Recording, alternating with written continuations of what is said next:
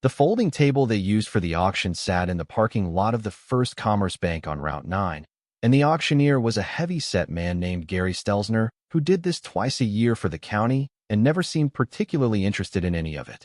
He had a laminated card in one hand and a paper cup of coffee in the other, and he read the property descriptions the way a man reads the nutritional information on a cereal box. Fast, flat, and without any expectation that what he was saying would change anything for anyone. By the end of this story, I'm also going to share something special with those of you who stick around to the end, something that can help you in your personal life. But first, let's get back to Marion Voss stood at the back of the small cluster of people in the parking lot, 20 or maybe 22 of them, most there for the other two properties on the list, a foreclosed duplex on Maple Street and a commercial lot near the old highway bypass. The Heartbreak Fire Station number 7 was the third item, and when Gary Stelzner got to it, roughly half the people turned and walked back to their cars. Marion did not move. She was 58 years old, and she had the kind of face that showed every year without apology. Gray threaded through her brown hair, which she wore pulled back the way she had worn it since she was a young woman. Her coat was a green wool parka she had owned for 11 years. The zipper at the collar had been repaired twice with a safety pin. She had $43 in her checking account and $312 in a savings account she thought of as untouchable, the way you think of a fire extinguisher on a wall, which meant she was not touching it until the situation qualified as a fire. She had $600 in cash folded inside the inner pocket of the parka, because the bank required the winning bid in cash on the day of the sale, and the minimum bid for the Heartbreak Fire Station number 7 was $200. She had been carrying that $600 for 3 weeks. Gary Stelzner described the property as a decommissioned municipal fire station consisting of approximately 6,000 square feet of structure on a 0.4-acre lot on the corner of Crane Street and Belmer Avenue in Heartbreak Borough, acquired by First Commerce Bank following the default of the most recent private owner. Offered for sale as is with no warranties expressed or implied, and with a county outstanding tax obligation that would transfer to the new owner. He read all of that in about 45 seconds and then looked up at the remaining people with the same expression he had used for the duplex and the commercial lot. "Do I have 200? He said. Marion raised her hand. "Do I have 250? No one moved. "Going once at 200, Gary Stelzner said. "Going twice." He did not sound like a man who was waiting. "Sold." He made a mark on his laminated card. "Next item." Donna Callahan from the bank walked over with the paperwork. She was a woman in her 40s with a practical blonde bob and sensible shoes and the careful manner of someone who spent her working life bringing people news they did not want to hear. She looked at Marion the way you look at an elderly dog that has just wandered onto a busy road. "Mrs. Voss," she said, "I want to make sure you understand the county tax lien on the property. It is currently at $11,400. That becomes your obligation at closing." "I understand," Marion said. "And the county inspector flagged the structure earlier this year for a potential condemnation review.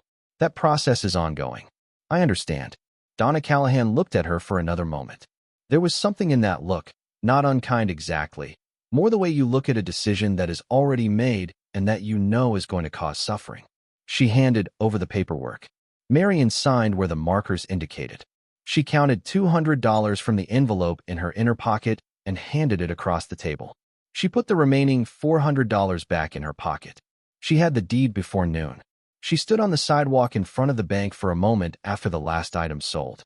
The wind came off the field behind the parking lot and smelled of thawed mud and old snow. She had been awake since 4 in the morning with the particular alertness of a person who knows the day contains something that cannot be undone once started. She had eaten toast at the kitchen table, poured coffee she did not drink, driven to the bank in the dark with her gloves on and the radio off. She had arrived 40 minutes before the auction started and sat in the car until 15 minutes before, so she would not have to stand in the parking lot longer than necessary looking like someone who was nervous. She was not nervous. She was past nervous. Nervous was a feeling for situations where you could still change your mind, and she had stopped being able to change her mind about this approximately 3 months ago, the morning she read Dale's letter for the 4th time, and understood that following it was not a choice she was making so much as a thing that was already true about her. The bank officer Donna Callahan had watched her from the table for the 20 minutes of the auction, The way you watch a person when you are waiting to see if they understand what they have gotten themselves into. Marion was used to that look. She had been getting it from various directions for 3 months. She had stopped finding it worth explaining around. She drove to the Firehouse from the bank without stopping. It was the second week of March, and the sky was the color of old dishwater, low and close, and the fields along Route 9 were still mostly gray with the remnants of February snow. Hartwick was the kind of small western Pennsylvania town where the names on the storefronts changed every decade, but the buildings stayed the same. The paper mill that had been the town's main employer for 50 years had closed 6 years ago, and the effect on the downtown was the kind you notice by what is not there. No new paint, no new awnings. Parking lots half full in the middle of a weekday. The town had not collapsed. It had simply contracted, pulled inward the way a person pulls a thin coat tighter against cold that was going to outlast the coat. She turned onto Crane Street and pulled to the curb in front of the Firehouse. She had seen photographs, but photographs do not prepare you for the particular heaviness of a large building that has been left alone too long. The Hartwick Fire Station No. 7 was a 2-story brick structure built in 1923, and someone had put real care into it once. The brick was Pennsylvania Common Bond in a deep red that had weathered to something closer to brown. The arched apparatus bay doors, 3 of them across the front, were boarded over with plywood sheeting that had warped and split in some places, so you could see through the gaps into the darkness of the engine bay. The second-floor windows were intact, but filmed with 30 years of grime. A rusted flagpole on the front corner of the building still held a 6-inch scrap of faded fabric attached to it that had once been a flag. Marion sat in the car for a few minutes. She thought about Dale. She did that many times a day still, 8 months after his death. Not the way she had done it in the first weeks, when the thought of him arrived like a physical shock and left her unable to breathe correctly for a few seconds. More the way you check a pocket for something you know is not there anymore. A habitual motion that still carries the expectation even after the object is gone. She thought about the notebooks. She got out of the car. The front door of the Firehouse was on the side, a heavy steel door with a combination lock that the bank's paperwork listed as 0732, which someone had told Marion was the year the station was commissioned plus the 9 reversed, which was the kind of thing that sounded like a clue in a story and was probably just a tired building manager's convenience. The lock opened on the second try. She pushed the door inward. The smell came first. A dense mineral cold, like the inside of a cave, layered with something that was partly machine oil and partly the particular smell of old water that has stood in a place for years without moving. It was not a bad smell exactly. It was more the smell of a very long absence. She felt for a light switch along the wall. Nothing happened when she flipped it. Power had been disconnected from the building 4 years ago, according to the bank paperwork. She got the flashlight from her coat pocket and turned it on. The beam traveled across the floor of the entry corridor, wide enough for 3 people abreast, and surfaced in a pale institutional tile that had cracked in several places. There were hooks on the left wall where gear had once hung. The hooks were empty now, but the shadow lines on the paint showed where the coats had been, darker rectangles where the paint had been protected from years of air and light. She could see the shape of every coat that had hung there once. Along the left wall, above the empty hooks where the coats had hung, there was a roster board still mounted on a metal bracket, the kind with the individual name slots you could rearrange to show who was on duty. Most of the name tabs had long since fallen out, but 4 remained: Greer, A. Harkness, J. Stoble, R. Heward, T. She stood and looked at Heward's tab for a moment. It was at the top, the chief's position, and it was the one that had not fallen because someone had attached it with a small strip of tape along the top edge, the kind of small practical thing a man does when he notices something pulling loose and he is not ready for it to go. She walked down the corridor to the double doors at the end, pushed through, and stood in the apparatus bay. It was a large space, 60 feet deep and roughly 40 feet wide across the front where the 3 bay doors were. The floor was poured concrete marked with the painted lanes where the trucks had stood. The ceiling was supported by 4 steel columns set in pairs down the center of the bay, and above them the roof trusses were visible in the flashlight's reach. High on the south wall, clear-story windows, narrow horizontal slits, let in the thin March light in pale bars across the floor. Along the east wall, the full length of the bay, someone had constructed a secondary wall at some point. A drywall partition painted the same pale institutional yellow as everything else in the building. Marion walked to it and put her hand on it. She knocked. She heard the particular sound of drywall over open space. Not the dull thud of a wall backed by studs and insulation, but the slightly resonant knock of a hollow cavity behind. She walked the length of the wall, knocking as she went. The hollow sound continued for the full 60 feet of the wall. At each end, where the partition met the original brick, the sound changed back to solid. But along the entire face of the partition, every 6 inches she tested, the same resonance answered her. She stood back and looked at it. The partition was about 8 feet tall, the same as the ceiling height in the corridor. Above it, looking up at the apparatus-based ceiling from the right angle, she could see that the roof space continued past the top of the partition wall. The partition did not go all the way to the ceiling. There was a gap of perhaps 2 feet between the top of the drywall and the underside of the lowest roof beam. She turned the flashlight off and stood in the pale striped light from the clear-story windows. Dale, she thought, not as a prayer and not as a complaint. Just his name, in the plain interior silence of her own thinking. The same way she had thought it every day since August. Dale Voss died on the 14th of August of the previous year at 5:47 in the morning, alone in the kitchen of the house on Elmwood Lane where he and Marion had lived for 26 years. He had gotten up early to make coffee, the way he always did, and Marion found him on the floor when she came downstairs at 6. The paramedics told her it had been very fast. A massive coronary, they said, which she had understood to mean he had not lain there suffering, and she had held on to that like a lifeline for a long time before she realized that the speed of his dying was something that offered her comfort while offering him nothing, because he was already past needing anything at all. He was 61 years old. He had been healthy, or so they thought. He ran 3 miles every other morning on the rail trail at the edge of town. He ate oatmeal on weekdays. His blood pressure was managed with a daily pill, which was so unremarkable a condition in a 61-year-old man that the doctor had called it well-controlled every 6 months at his annual appointment. The unremarkableness of it was part of what made his absence so hard to absorb. There had been no warning, no long illness to prepare for, no gradual departure. He had made coffee, and then he was gone, and the coffee was still brewing when Marion found him, still dripping through, the kitchen smelling of it.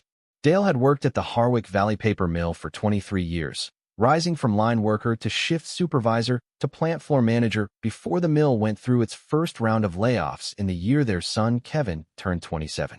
Dale survived that round. He survived the second round 2 years later. He did not survive the third, which was not really a round of layoffs, but a closure. The mill shut its doors for good, and 840 workers received their termination letters on the same Tuesday morning. Dale was among them. He was 55 years old when the mill closed. He had a 2-year severance package and a partial pension, and a wife who worked 30 hours a week as a teacher's aide at the Harwick Elementary School for $11.40 an hour. They were not poor, not precisely, but they were the kind of close to the edge that you only understand from the inside, where every unexpected expense requires a decision about which other thing gets deferred. Their life together had been ordinary in all the ways that were not actually ordinary at all. Dale made breakfast on Saturdays. Eggs, toast, whatever fruit was on sale at the store on Friday. He read history books the way other men watch sports, staying up past midnight with a paperback face down on the arm of the chair and his reading glasses pushed up into his hair. He knew the names of every family on Elmwood Lane and who had lived in the house before them and what the street had looked like in 1960. He remembered birthdays for people Marion had forgotten she knew. He had a habit of stopping at the county historical marker on Route 9 going south and reading it aloud to whoever was in the car, even Kevin, who had heard it so many times he could recite it backward, even then. The things she missed were ordinary. She missed the sound of him making coffee in the dark before she got up. She missed the way he left his shoes at the edge of the mat rather than on it. She missed his handwriting on grocery lists, the block capitals he used for everything, even things like eggs and soup. She missed asking him questions he would not answer immediately, but would come back to, sometimes a day later, with a full and specific answer, as though he had been working on it the whole time in a quiet backroom of himself. Dale spent the first year after the closure looking for work with the diligence of a man who had worked every day since he was 17 and could not conceive of doing otherwise. He sent out applications. He went for interviews. He drove to interviews in towns 60 and 70 miles away for jobs that paid a third of what the mill had paid. Nothing came through. The men who interviewed him were respectful and then silent, and the silence lasted until a form letter arrived. He was not a man who showed discouragement. Marion saw it occasionally, in the way he stayed at the kitchen table after dinner longer than usual, looking at nothing specific, or in the mornings when he came back from the rail trail and stood on the back porch for a long time before coming in. But he did not talk about it as defeat. He simply redirected. He was like water that way. If the normal channel closed, he found the next available slope. In the second year, something in him changed direction in a way Marion did not fully understand while it was happening. She had seen him working at the desk in the spare bedroom with the door mostly closed, spending long evenings on the laptop, making phone calls, writing in the composition notebooks he bought in packs of 6 at the drugstore on Main Street. She thought at first that he was researching remote work opportunities, or perhaps working on something related to his union pension dispute, which had been grinding through arbitration for months. She asked once, and he had said, "I am looking into something, Mar," and she had accepted that because it was Dale, and Dale always came back around to explaining things when he had enough to explain. He had 3 years to explain it, and used none of them. It was not until the notebooks that she understood. After the funeral, after the first weeks, after the period she thought of later as the fog, she had gone through the spare bedroom the way you eventually go through a dead person's things. Carefully and in pieces, a little at a time, because a full portion would make you sick. She found the laptop, battery long dead. She found the folder of job search correspondence, neatly organized, that ended abruptly 2 years before his death and never resumed. She found 7 composition notebooks with his handwriting, filling every page, and 2 cardboard document boxes sealed with packing tape with her name on the side of each one in Dale's block capitals. For Marion, she had not opened the boxes that night. She had sat on the edge of the spare bed with the 7 notebooks in a stack beside her and read the first one cover to cover. Dale had spent the final 3 years of his life researching the Heartbreak Fire Station No. 7. The first notebook began with a property record printout folded into the front cover, the kind you could pull from the county assessor's online system, showing the fire station's chain of title from municipal ownership through to the private sales that followed its decommissioning in 1989 and the foreclosure that had most recently brought it to the bank. Dale had highlighted the sale dates in yellow marker and annotated each one in his careful block handwriting. The second page contained a hand-drawn map of the building's exterior showing its dimensions and the position of the 3 apparatus bay doors and the side entrance. On the third page, he had written a name in larger letters than anything else on the page. Thomas Heward. Marion knew the name the way people who grew up in Harwick knew it. Vaguely, historically, the way you know the name of the man whose portrait hangs in the municipal building. Thomas Heward had served as fire chief of Heartbreak Station No. 7 for 64 years, from 1923, when the station was built, and he was appointed its first chief at age 22, to 1987, when he died in the second-floor office at age 86. The county had closed the station 2 years after his death, consolidating fire services with the neighboring townships, and the building had sat vacant since. In Harwick, Thomas Heward was remembered as a local institution, the way a very old clock in the courthouse square is an institution. His length of service was the thing people mentioned, 64 years. No one had served longer in the history of Pennsylvania municipal fire services, or so went the local story. There was a plaque on the wall of the Borough Hall with his name on it. There was a brief mention of him in the history section of the Harwick Borough website, one of those pages that had not been updated since approximately 2006 and still had a menu that required a browser plugin nobody used anymore. Dale had gone much further. He had pulled the census records for Thomas Heward's family going back to 1890. He had found Heward's father, one Gerald Heward, listed in the 1890 and 1900 censuses as a railroad contractor operating out of Pittsburgh, and in the 1910 census as a capitalist, which was the census category used in that period for men of significant independent wealth. He had found Pittsburgh Post-Gazette archives showing Gerald Heward's involvement in 3 major railroad bridge projects in the 1890s and 2 land development ventures in the early 1900s. He had found an estate filing from 1921, the year Gerald Heward died, that showed the estate valued at approximately $2 million in 1921 currency, which Dale had annotated with a conversion note in parentheses, 31 million today, at minimum. Gerald Heward had 3 children, 2 daughters who married into Pittsburgh families of means, and 1 son, Thomas, who had moved to Hartwick in 1922 at age 21 and accepted a position as a volunteer firefighter. Dale had underlined the next entry 3 times in blue ink. Thomas Heward's name appeared on no inheritance document filed in the estate of Gerald Heward. No bequest, no trust, no transfer. Dale had written beside the underlined passage, "Where did Gerald Heward's share of $2 million go?" The third notebook contained the answer Dale had found, or most of it. An interview, handwritten from memory, dated 3 years before Dale died. A transcription of a conversation Dale had with a man named Arthur Greer, then 87 years old, and living in the Hartwick Valley Care Center on Birch Street. Arthur Greer had been a firefighter at Station No. 7 from 1955 to 1979, 24 years under Thomas Heward's command. Dale had driven to the care center and introduced himself and asked if he could ask some questions about the old chief, and Arthur had apparently talked for 2 hours. Most of the interview notes were about the ordinary texture of the station's life in that era, the trucks they ran, the fires they answered, the rituals and habits of a small-town fire company in the 1950s and 60s. But midway through the third notebook, Dale's handwriting changed, became more compressed, the letters closer together in a way that happened when he was writing fast because he did not want to lose anything. Dale had apparently arrived at the care center without calling ahead, which was not how you were supposed to do it, but a woman at the front desk had shown him to Arthur's room anyway because Arthur, she said, liked company and did not get enough of it. Arthur Greer at 87 was a man who had shrunk inward, but not entirely, the way a fire that has burned down still holds heat in the coals. He had a small television in the corner that he kept on, but muted. He had photographs on the dresser. A woman who was clearly his wife in younger years, several children, and one photograph Marion would have given a great deal to have seen, though Dale had not taken a copy. A group of men in fire gear in front of the station, which Arthur told Dale was from 1961, and which had Heward in the back row the same as the photograph she would later find in the frame. Arthur had told him this, that Thomas Heward never used a bank.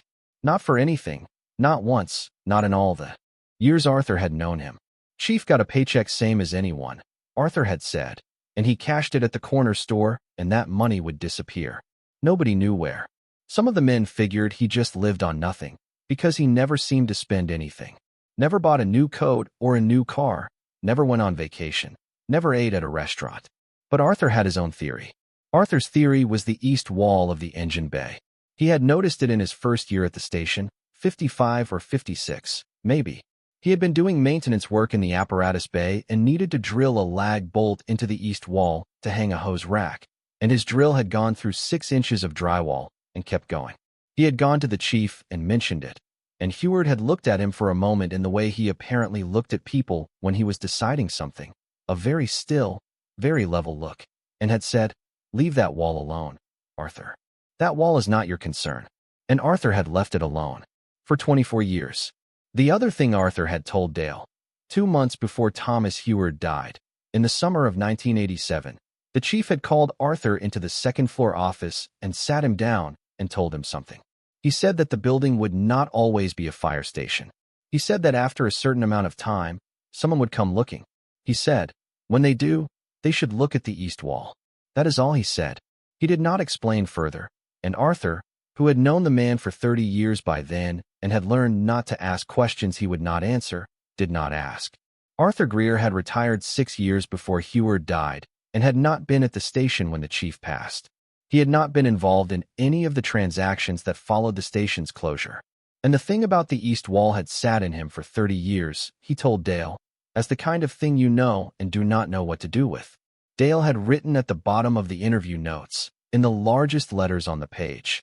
He was waiting for someone who needed it. Marion sat in the spare bedroom for a long time after finishing the 7th notebook.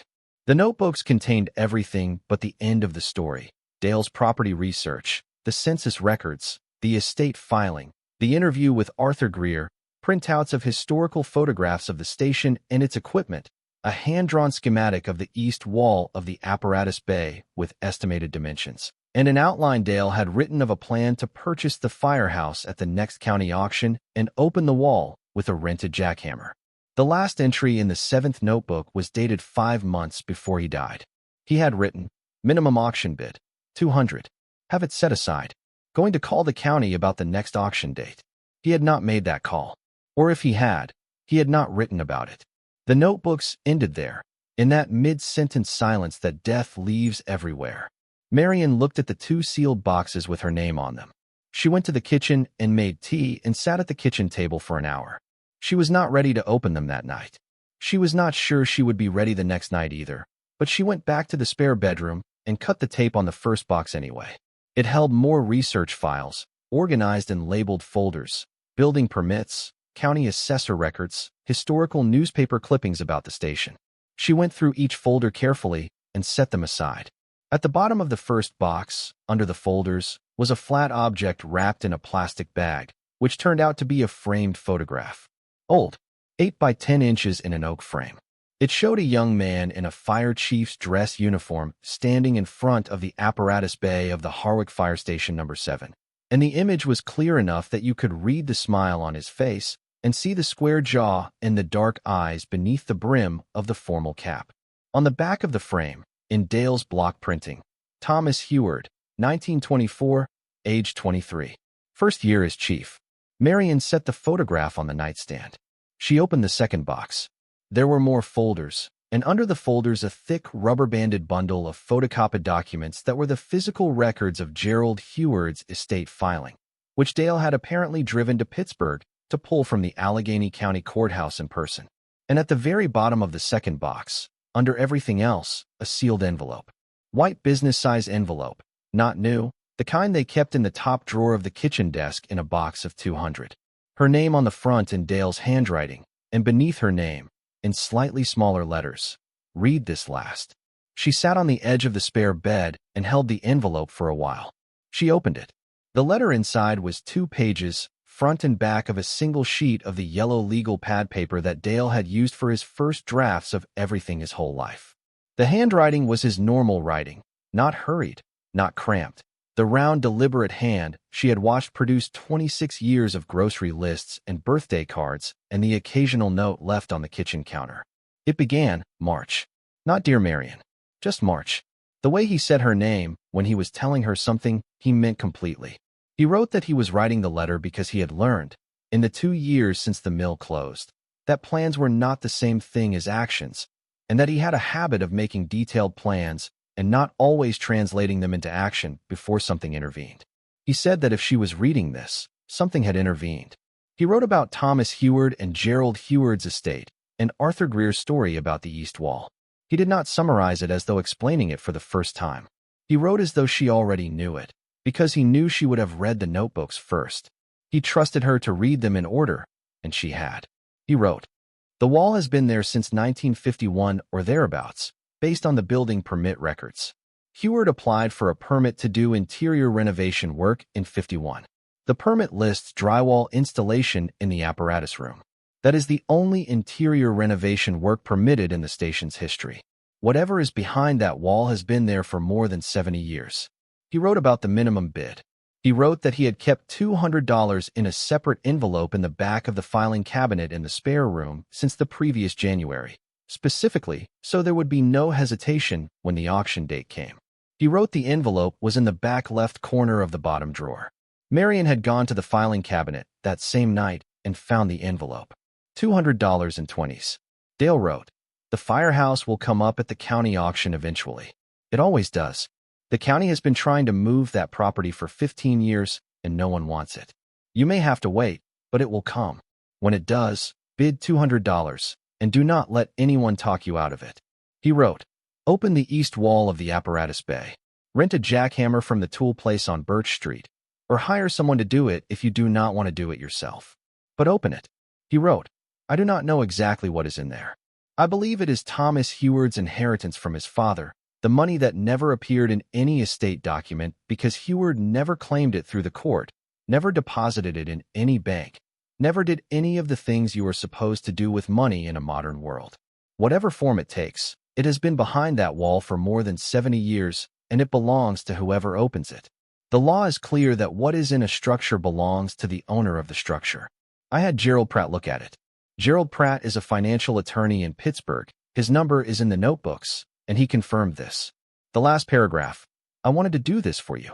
I wanted to walk in there with you and open that wall together, and whatever was inside, I wanted to see your face when you saw it. I am sorry I ran out of time. Go open it, March. Whatever is in there is yours. You earned it by putting up with me for 26 years, which is the hardest job anyone has ever held in the history of this town. She read that last line 3 times. She folded the letter along its original creases and put it back in the envelope and held it against her chest. She sat in the spare bedroom until after midnight, not crying, not thinking in any directed way, just sitting in the presence of the letter and the notebooks and the framed photograph of Thomas Heward at 23 standing in front of the building that would hold his secret for 60 more years. That night, she made a decision. She told Kevin the following Thursday. He drove out from Pittsburgh on his lunch hour with Paula in the passenger seat, which meant he intended to be there for no more than 90 minutes and needed backup. Before we find out what happened next in the story, I want to take a brief moment to speak directly to anyone watching who might be going through their own sudden, overwhelming transition. If you are navigating a bitter divorce, the loss of a spouse, or a financial shock, you know the hardest part isn't just the money. It's not knowing what to do first. That is exactly why we created the Phoenix Blueprint. It is a practical, step-by-step guide for starting over. It doesn't have fluffy affirmations or vision boards. It is a tactical survival manual. It gives you the exact checklist for the first 48 hours, including the one rule you must follow. Do not make any decision you cannot reverse. It includes the Found Money worksheet, showing you exactly how to check state databases because 1 in 7 Americans actually has unclaimed money waiting for them right now. It even gives you word-for-word boundary scripts to use when family members pressure you for money or try to make decisions for you. You can get the entire guide right now for just $17. If you're watching on your TV, just pull out your phone, open your camera, and scan the QR code on the screen right now. If you're on a computer or phone, click the top link in the description. You don't have to figure this out alone. Now, let's get back to the story, which was always what Paula represented in Kevin's life when he was going to do something he suspected he could not get done without support. Kevin was 34 years old and worked in commercial lending at a bank in Pittsburgh, which Marion had always thought was precisely the right job for him in the way that some people's occupations explain them. He was precise about money. He understood it in the same native way some people understand machinery or music. He had his father's dark hair and his father's way of leaning forward when he listened. But the thing that made Dale's leaning forward feel like attentiveness made Kevin's feel like pressure. Marion had made coffee and set out the cups before they arrived. She told them at the kitchen table. She told them about the notebooks. She told them about Arthur Greer's interview and the East Wall. She told them about Dale's letter and the $200 in the envelope. She told them about the auction. Kevin sat very still while she talked. Paula looked at the coffee cup in a way that suggested she was deciding how to respond before Marion finished speaking. When Marion finished, Kevin said, "Mom." He said it the way people say a single word when they want to communicate an entire argument without having to enumerate it. Mom meaning, I am deeply concerned and I want you to understand that without saying all the words that would make this sound as confrontational as it is. I know what you're going to say, Marion said.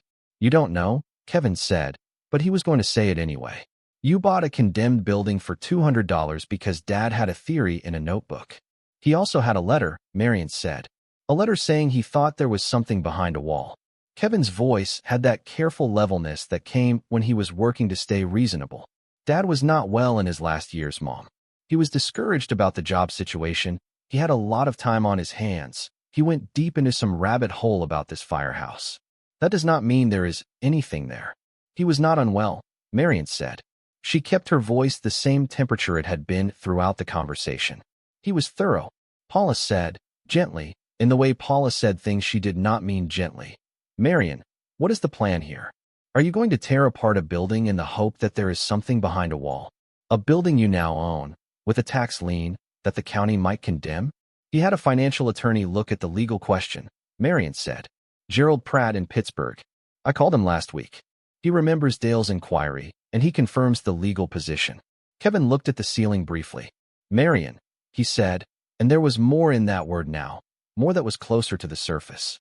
You are 58 years old, and Dad left you in a very difficult financial situation. I know you do not like hearing that, but it is true. The house payment, the bills. We want to help you. We have talked about this. There is a room at our place. I know there is, Marion said. I am not coming to live at your place. They went back and forth for a while. The particular circular motion of an argument where one party is operating from fear and calling it reason. Kevin was afraid for her. Marion understood that. She did not fault him for it. But understanding the fear behind an argument does not obligate you to concede to it. They left before the 90 minutes were up. Paula squeezed Marion's hand at the door. Call us, Paula said, which was Paula's version of I hope I am wrong. Marion called her sister Renata that same evening. Renata was 4 years younger than Marion and had moved to Cleveland after college and had the particular confidence of a person who had always lived in a slightly larger city than the one she grew up in. She listened to the whole story without interrupting, which was unusual for Renata, and when Marion finished, Renata said, Marion, you bought a Firehouse. For $200, Marion said. What is inside it? I do not know yet.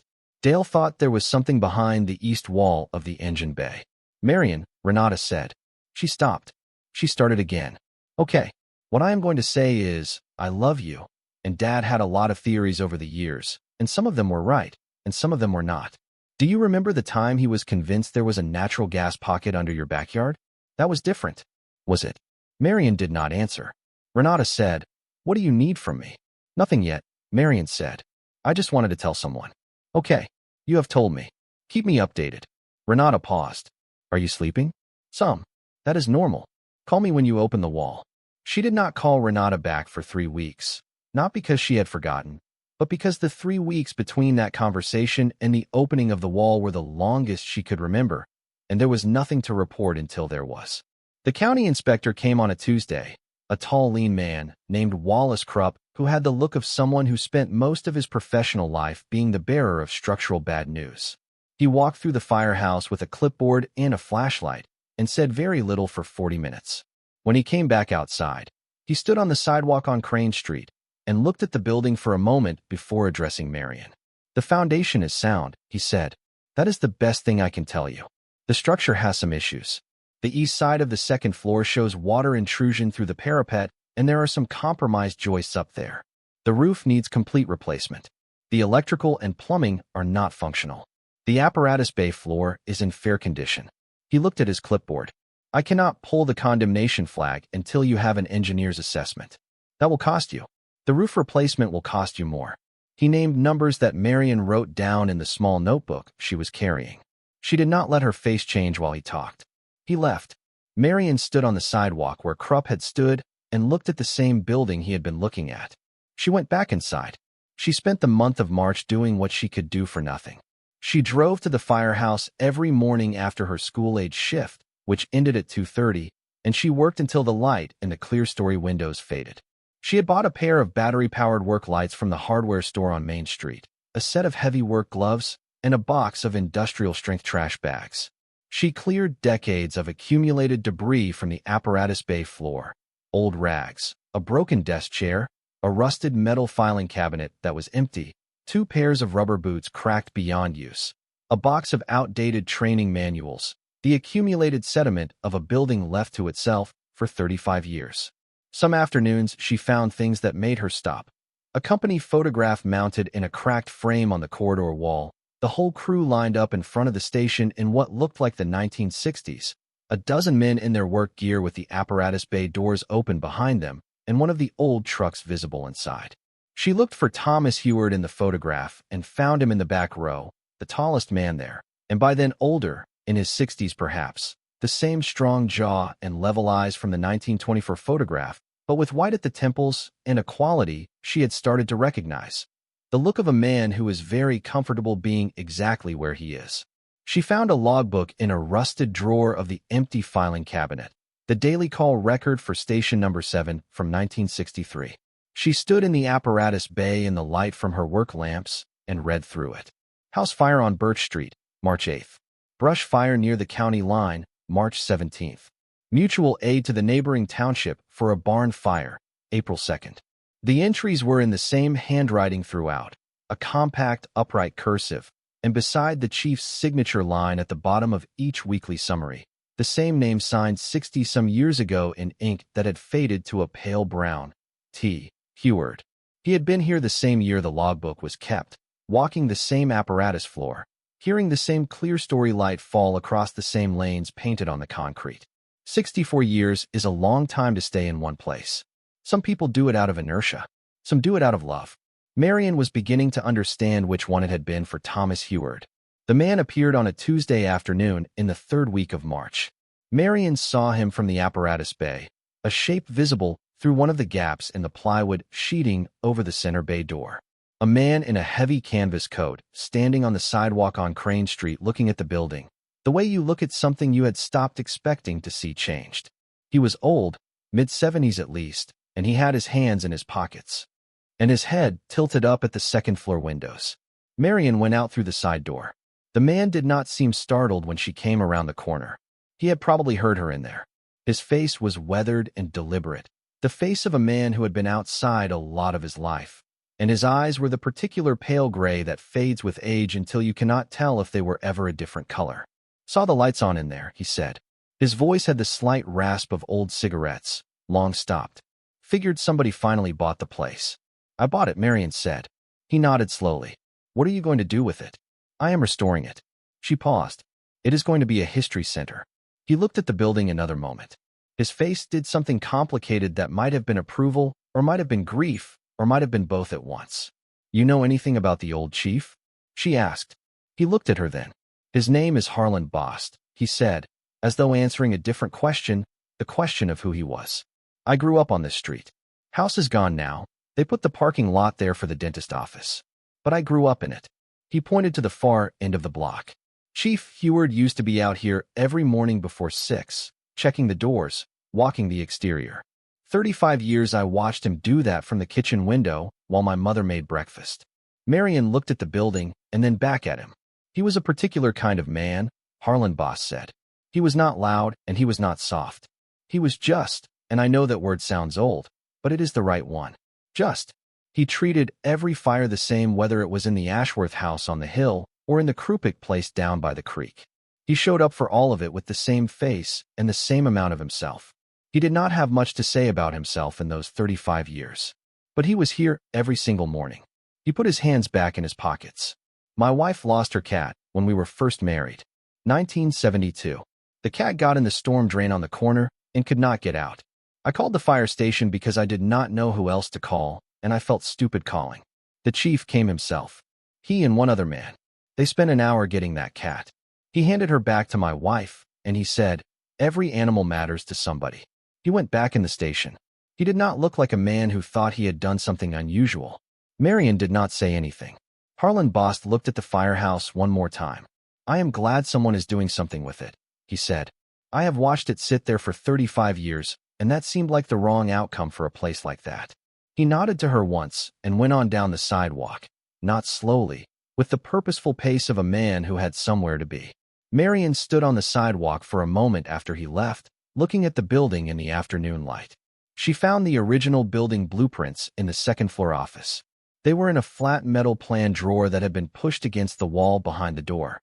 The drawer was locked, but the lock was a simple cabinet lock, and Marion found that the blade of a flat screwdriver inserted at the right angle popped it without difficulty. Inside, rolled in a tube and protected by the metal drawer from the worst of the humidity damage, were the original architectural plans for the station, dated 1922. She took them downstairs and spread them on the floor under the work lights. The plans showed the apparatus bay as a single undivided room, the full 60-foot depth, the east wall being the original brick exterior of the building. There was no partition shown. The east wall on the original blueprints was a solid 4-course brick exterior wall, exactly as you would expect. She pulled out the notebook she carried and made a note, and then stood up and walked to the drywall partition and put her hand on it again. The partition was not on the building's original plans. She already knew this from Dale's notebooks. But standing in front of it with the original blueprints fresh in her mind made it more concrete, more specific. Someone had added this wall after the building was complete. The permit Dale had found showed the work was done in 1951. Thomas Heward had been chief of the station for 28 years by then. The corridor that the partition created between itself and the original east brick wall, if it followed the pattern of the hollow sound all the way to the brick exterior, would be approximately 4 to 6 feet wide and 60 feet long and 8 feet tall. Marion did her arithmetic on the back page of the notebook. 4 feet wide by 60 feet long by 8 feet tall. 1,920 cubic feet of concealed space. She stood there for a while. She went upstairs to the second-floor office and sat in the spot on the floor where the fire chief's desk would have been, according to the blueprints. She looked out the window that faced Crane Street. From this angle, she could see the whole block, the vacant lot where the hardware supply place had been, the bank branch that had replaced the old diner, the grain of the ordinary Borough Street in the late afternoon light. Thomas Heward had looked at this same view every day for 64 years. He had sat in this room while the world changed around his building. 2 world wars, the Depression, the post-war boom, the highway that bypassed the town center and began the slow commercial drift that had never fully corrected. He had answered fires in every house on every street in this borough. He had known everyone and been known by everyone. And he had put his father's fortune behind a wall in his building and said nothing and waited. Marion did not yet know what she thought about Thomas Heward. She was still learning him from Dale's notebooks. But sitting in the space where he had spent 64 years of his life, she felt the outline of him, the particular shape a person leaves in a place when they have lived in it long enough. She went home and cooked dinner and ate alone and read more of the notebooks. A week later, when she was clearing debris from the far end of the apparatus bay, she found the coffee can. It was on the floor behind a steel support column, pushed into the angle where the column met the base of the east wall partition, invisible unless you were already on your knees picking up pieces of a broken wooden pallet. She almost threw it into the trash bag. It was a standard 2-pound coffee can, no lid, and she would have dismissed it except that it was heavier than it should have been. She set it on the floor under one of the work lights and looked inside. The can held a collection of small carved objects. 5 of them, each about 3 inches long, carved from what looked like cherry wood and sanded smooth, and it took her a moment to understand what she was looking at.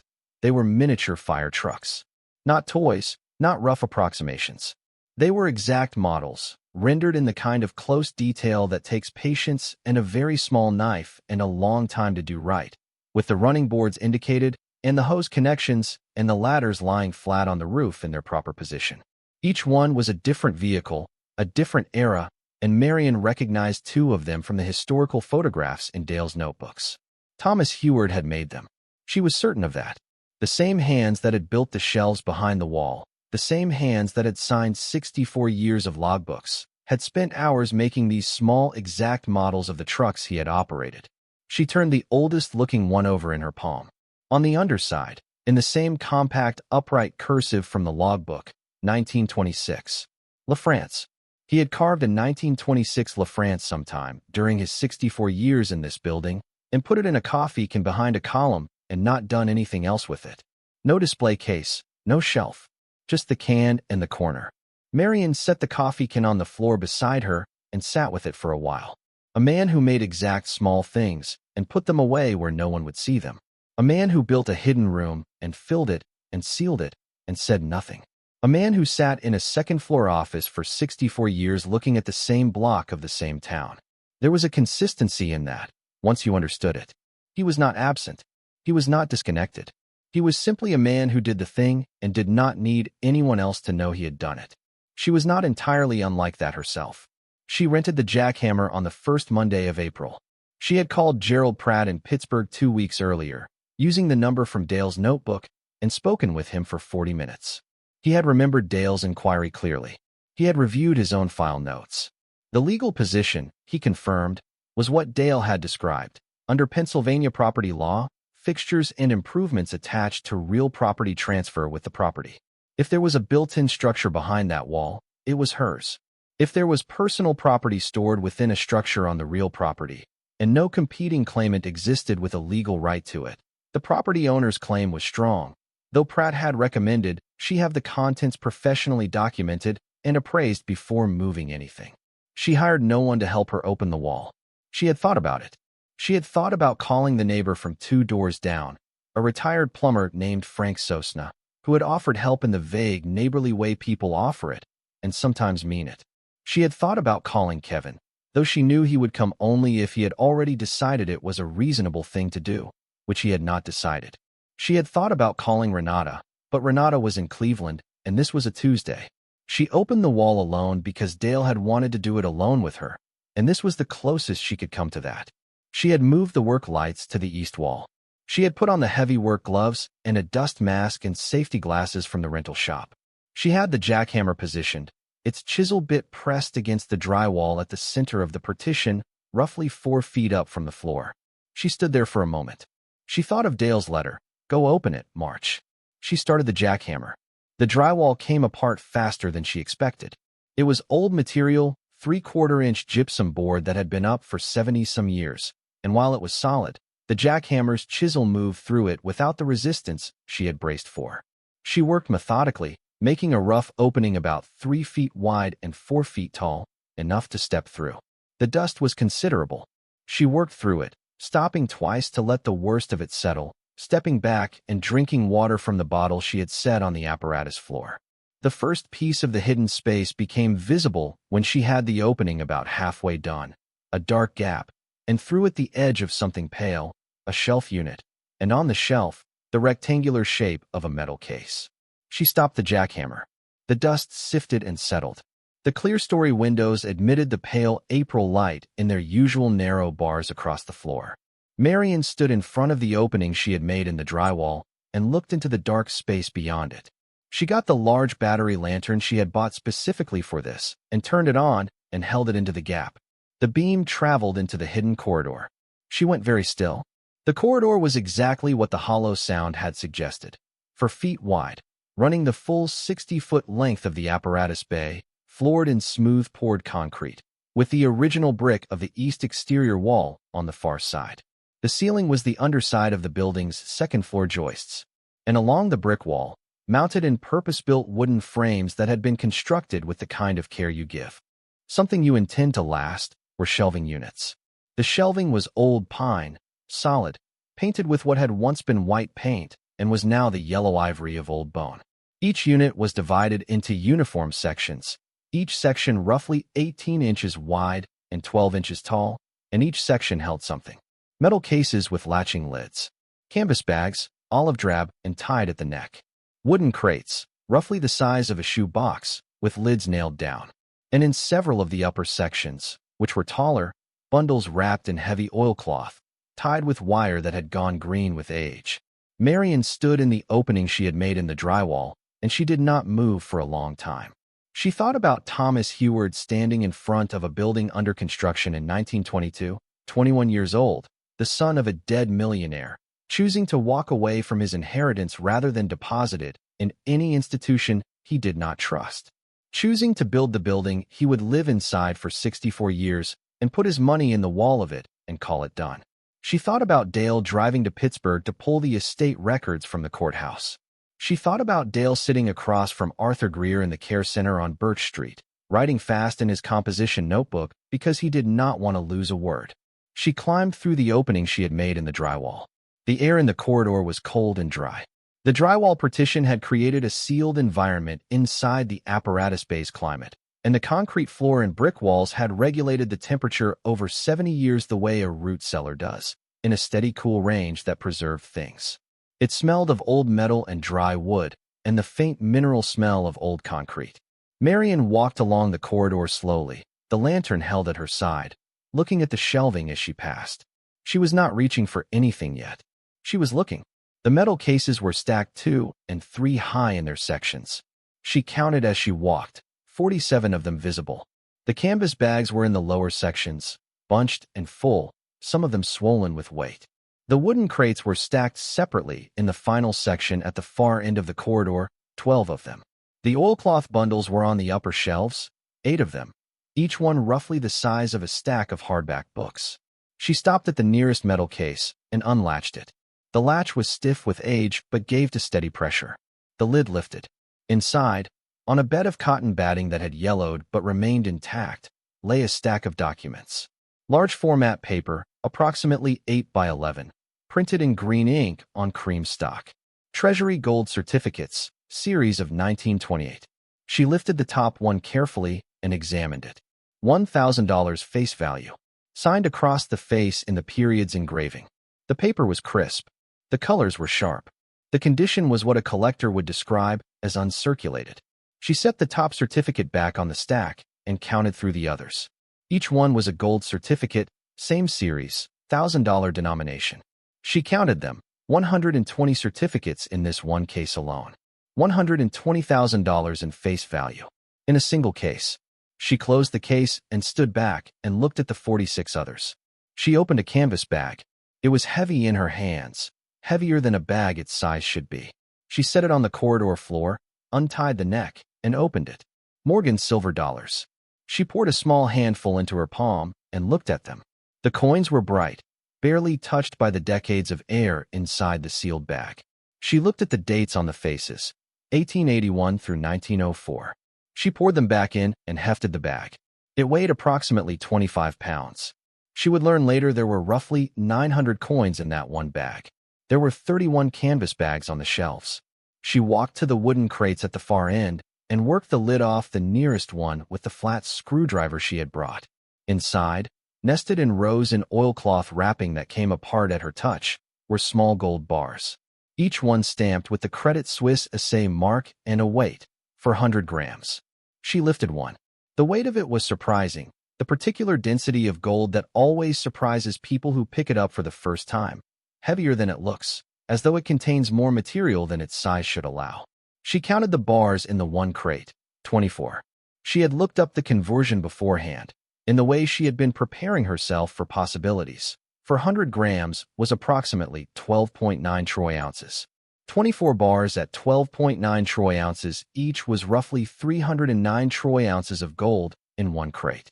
There were 12 crates. She opened one of the oilcloth bundles from the upper shelf. Inside was a stack of paper currency, larger format bills, pre-Federal Reserve national currency, and Federal Reserve notes from the 1930s, banded in stacks with cotton twine that had dried to brittleness and came apart when she touched it. The bills were in perfect condition, uncirculated, the way things are when they have been handled carefully and then put away and never touched again. Marion put the bills back in the oilcloth and set it down on the corridor floor. She walked to the far end of the corridor, the full 60 feet, which she had not yet reached. At the far end, tucked into the last section of the shelving where it met the corner, she found something that was not a case or a bag or a crate. It was a tin box, the kind that once held tobacco, flat and hinged.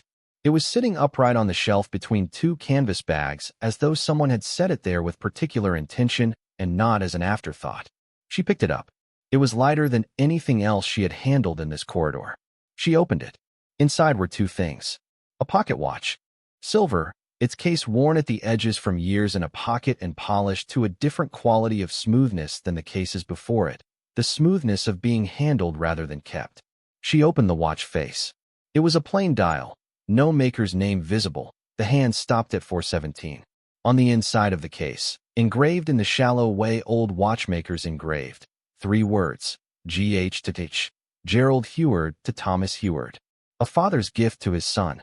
The other thing in the tin box was a photograph. Small, the size they used for portraits in the 1920s, printed on cardstock with the characteristic matte surface of that period.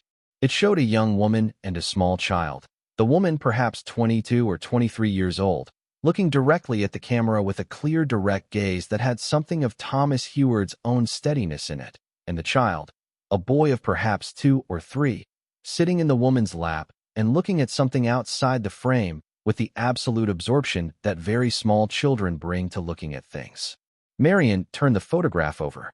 On the back, in the compact, upright cursive she recognized from the logbook, Elsa and Thomas Jr., 1925.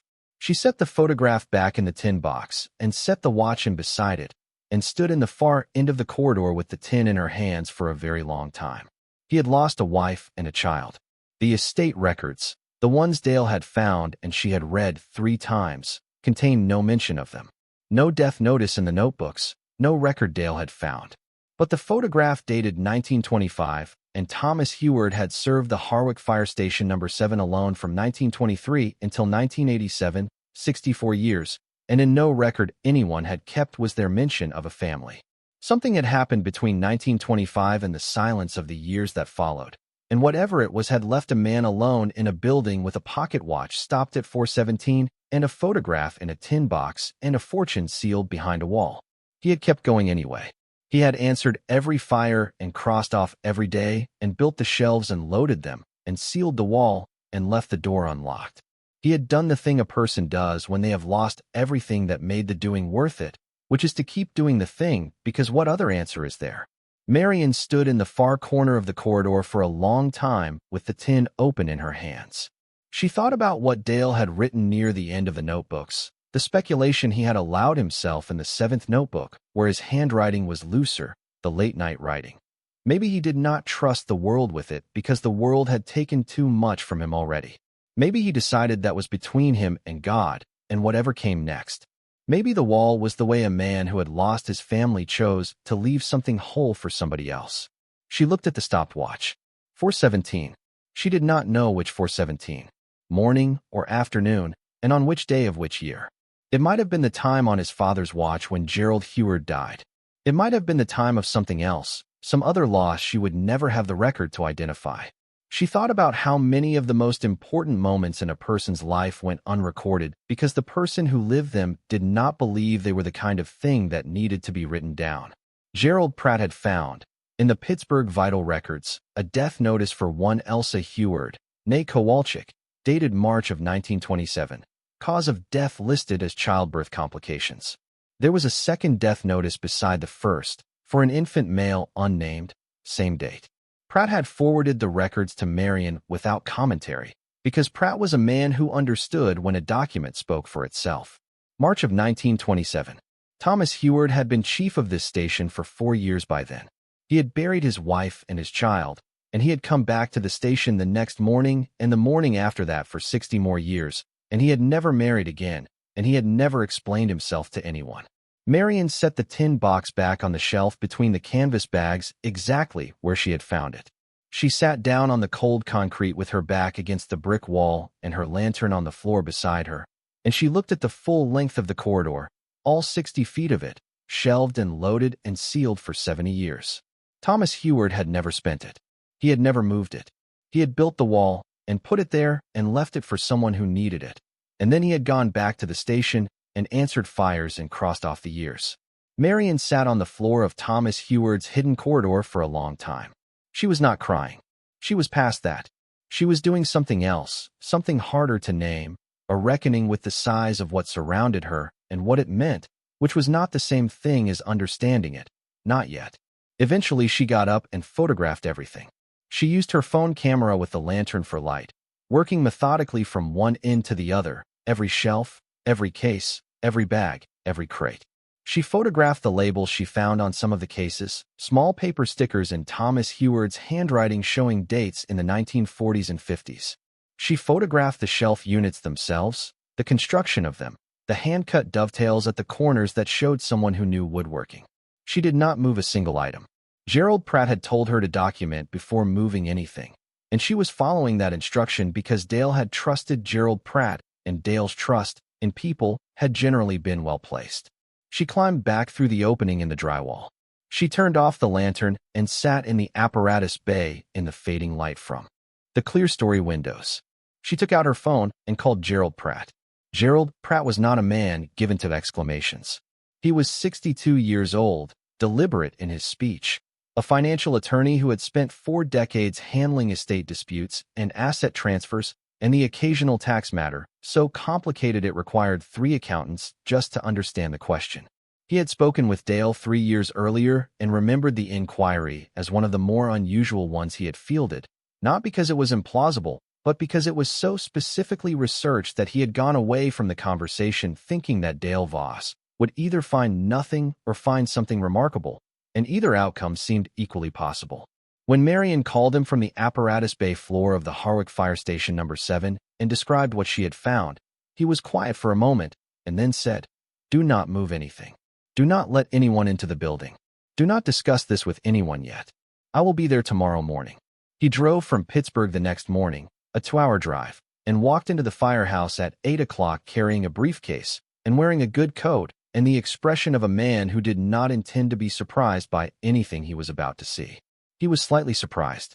He walked the full length of the corridor with a flashlight and a legal pad, making notes. He spent 2 hours in the corridor. He photographed everything himself in addition to the photographs Marion had already taken. He carefully lifted the lids on several of the metal cases, opened 2 of the canvas bags, examined the bars in 2 of the wooden crates. He was methodical and did not say much while he worked. When he came back through the drywall opening and stood in the apparatus bay, he looked at Marion for a moment. He said, "This is going to take several weeks to assess fully. I want to bring in a rare coin specialist from Philadelphia, a currency expert I have used before, and a bullion assay firm.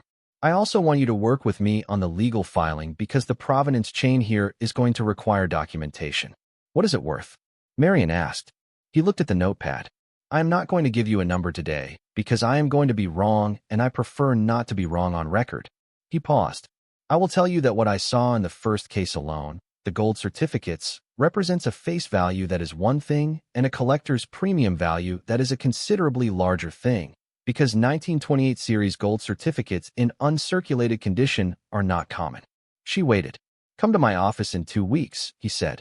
Those 3 weeks were strange in a way Marion had not anticipated.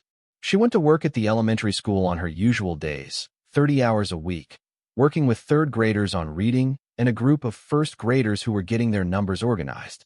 She drove home. She made dinner. She went to the Firehouse on the days she could. She did not tell anyone what had happened beyond Gerald Pratt and the 2 specialists he had brought in, who were bound by a confidentiality agreement Pratt had prepared before they set foot in the building. She was carrying a secret the size of a small building, and the daily life of Heartbreak Borough went on around it without any idea. One of her 3rd graders, a girl named Una who had been struggling all year with the reading group and who had recently turned a corner, looked at Marion one afternoon as Marion was helping her with a passage about tide pools and said, "Mrs. Voss, you look different." Marion asked, "Different how?" Una considered it. "Like you found something," she said, and went back to the tide pools.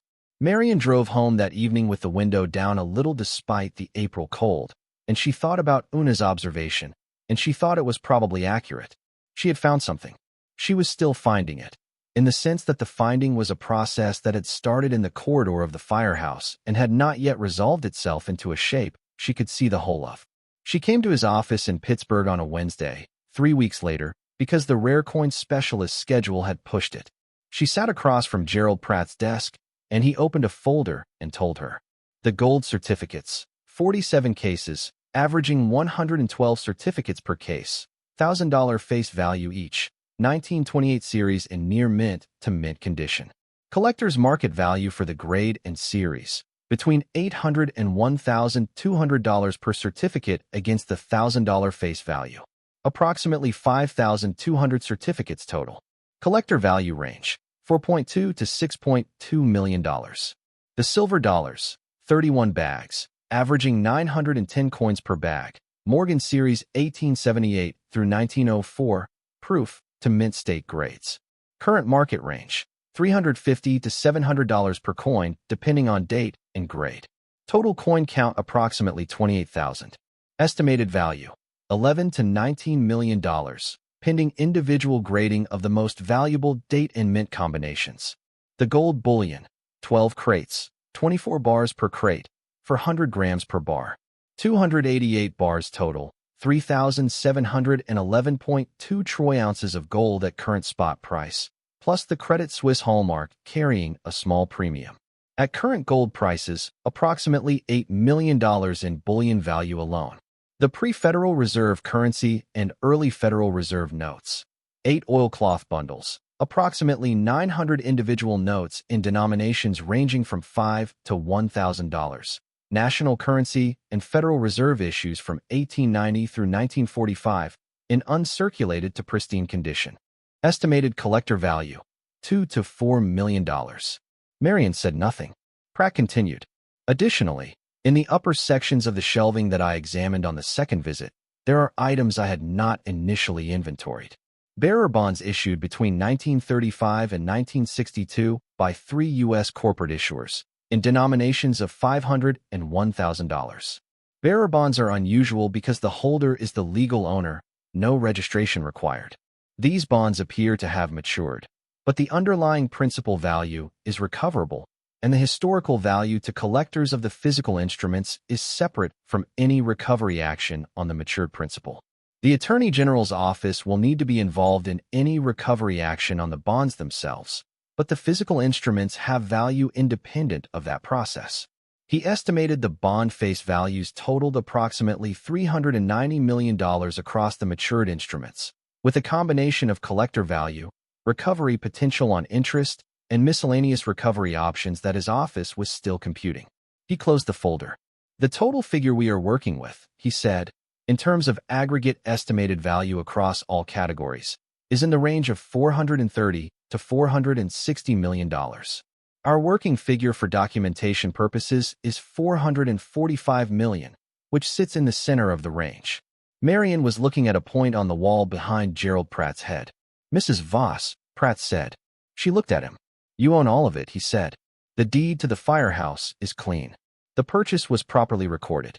Thomas Heward died intestate in 1987, which meant his estate passed to the Commonwealth under escheat provisions. But the Firehouse was in municipal ownership through a long-term lease arrangement that is documented in the borough records, not in Heward's personal estate. The contents of the hidden corridor were never inventoried by the estate because no one knew they existed. The legal position is defensible, and I intend to defend it. She said, Can I ask you something? Of course. Did Dale know the number?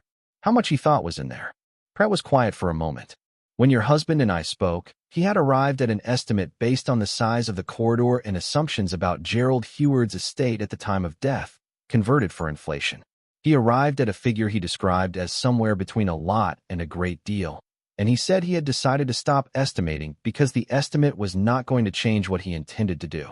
Marion looked at the wall again. He was right about that, she said. Kevin called 2 days after Marion returned from Gerald Pratt's office and before she had made any public announcement of any kind, because Renata had told him something was happening, not in malice, Renata said to Marion afterward, but because she was worried and Kevin was the one with the practical means to do something if something needed doing. Can we talk? Kevin said on the phone. Marion said yes. He arrived that Saturday with Paula and a man he introduced as Stephen Maurer, an attorney, which Marion had already anticipated from the stiffness in Kevin's voice on the phone. She had called Gerald Pratt before they arrived. He had driven from Pittsburgh that morning and was sitting at the kitchen table with a cup of coffee when Kevin and Paula and Stephen Maurer came through the front door. The conversation was not comfortable. Stephen Maurer had done his homework. He had pulled the deed transfer, the county auction records, the condemnation review flag, and the appraiser credentials of 2 of Pratt's consultants, and he had prepared what he framed as concerns about the process by which the auction had occurred and Marion's capacity to make major property decisions while grieving. Marion let Maurer speak for approximately 3 minutes. Then Gerald Pratt opened his briefcase. He laid the deed on the table, the auction records, the property law citations he had prepared, the attestation from the 3 specialist appraisers, the correspondence with the Attorney General's office, already begun on the bearer bond recovery question, establishing Marion Voss as the legal property owner of record. He had a letter from the county recorder's office confirming the transfer. He had a letter from the First Commerce Bank confirming the sale was conducted according to statute. He did not raise his voice. He covered each document briefly and set it aside. When he finished, the kitchen was quiet. Kevin was looking at the table. His careful commercial lender's face had a quality that Marion had not seen on it in a long time. The quality of a man confronting information that had dismantled the assumption he arrived with. She had seen it on him when he was 9 years old and had insisted on an arithmetic answer that turned out to be wrong. The same pause, the same inward reorganization. He said, I did not know. No, Marion said. I thought you had, Kevin started. He stopped. You thought I had lost my mind, Marion said. Not unkindly. You thought I bought a condemned building because I was grieving and not thinking straight. I know that is what you thought. Kevin looked at her. Your father spent 3 years researching this, Marion said. He was not going down a rabbit hole. He was doing something. He always did something. You know that about him. He did not sit still with a problem. And when the mill closed and the job stopped, he turned the same thing toward this, the thing he had been thinking about for a long time. He left me a letter and he left me a direction and I followed it. She paused. That is what he would have done for me. Kevin said nothing. Paula was looking at her own hands. Stephen Maurer closed his folder and put it in his briefcase and said something quiet to Kevin about the drive back being long. Kevin nodded without turning. After Maurer left, Kevin stayed for another hour. Paula had gone out to the car. It was not a comfortable hour, but it was not what it had been either, and the difference mattered. Kevin asked her to show him the notebooks. She brought 3 of them from the spare bedroom and set them on the kitchen table. He opened the first one and read in silence for a while, the way he had read as a boy, leaning close with his elbows on the table, his face concentrated. Gerald Pratt excused himself to make a phone call and gave them the kitchen. He read the Arthur Greer interview for a long time. When he looked up, he said, "He drove to Pittsburgh to pull these records in person?" He thought he might be wrong, Marion said. He did not want to bother anyone from a distance over something that might be wrong. Kevin looked at the notebook. "That is exactly," he said, and stopped. "That is exactly him," Marion said. Kevin was quiet. He turned to another page. He read a few lines, and she saw his jaw tighten the way it did when he was working to control his expression. He read the line she knew without looking. He was waiting for someone who needed it. Kevin closed the notebook and set his palms flat on it. He did not apologize that day. He said something close to it, which was, "I should have listened more to him." Marion said, "Yes, but you can do that now, through me." He left with Paula, and the kitchen was quiet again, and Gerald Pratt refilled his coffee cup and said nothing for a long moment, and then said, "That went better than I expected." Marion said it went exactly as she had expected, which was not the same thing as well. Renata drove in from Cleveland the following Friday. She was the first person Marion had told who came purely to see it, with no legal agenda and no protective intervention and no rescue plan. Just to stand in the apparatus bay and hear the whole story from the beginning and look at what was behind the wall. She stood in the opening Marion had made in the drywall partition and held the lantern and looked into the corridor for a long time without saying anything. Then she said, "Dale knew. He knew there was something here," Marion said. "He did not know exactly what," Renata said, "but he knew enough to put $200 in an envelope and write your name on it." She came out of the corridor opening and handed the lantern to Marion and sat on the apparatus bay floor the way you sit when your legs have decided something before your brain has finished processing. Marion sat beside her. Renata said, "He always did that. He always did the quiet thing. You know, he drove all the way to Pittsburgh to pull records from a courthouse rather than call and ask. He drove because he thought he might be wrong, and if he was wrong, he did not want to have bothered anyone." Renata was quiet for a moment. That was him all the way through, doing the work in case it mattered. "It mattered," Marion said. Renata put her arm around Marion, and neither of them said anything for a while. They went back through the building afterward, Marion showing Renata the second-floor office, the original blueprints, the framed photograph of Thomas Heward she had brought from the spare bedroom and set on the floor of the apparatus bay under the work lights. Renata looked at the photograph for a long time. "He looks very sure of himself," Renata said. Marion said, "Gerald Pratt found something in the probate records from 1921. Gerald Heward's estate listed 2 daughters as primary beneficiaries. Thomas is listed as a witness to the document, not a beneficiary. Pratt thinks Gerald Heward excluded his son deliberately, possibly because Thomas had already told him he did not want it, or possibly because Gerald knew his son would never use money through normal channels and preferred to leave the daughters what he could account for. Either way, Thomas walked away from $2,1921. He spent 64 years inside this building instead." Renata said, "Why?" "Just because he trusted a wall more than a bank." Marion thought about it. "I think it was more than that. I think he wanted it to go to someone who needed it rather than someone who inherited it. The will from his father would have been automatic. A wall you have to open takes choosing."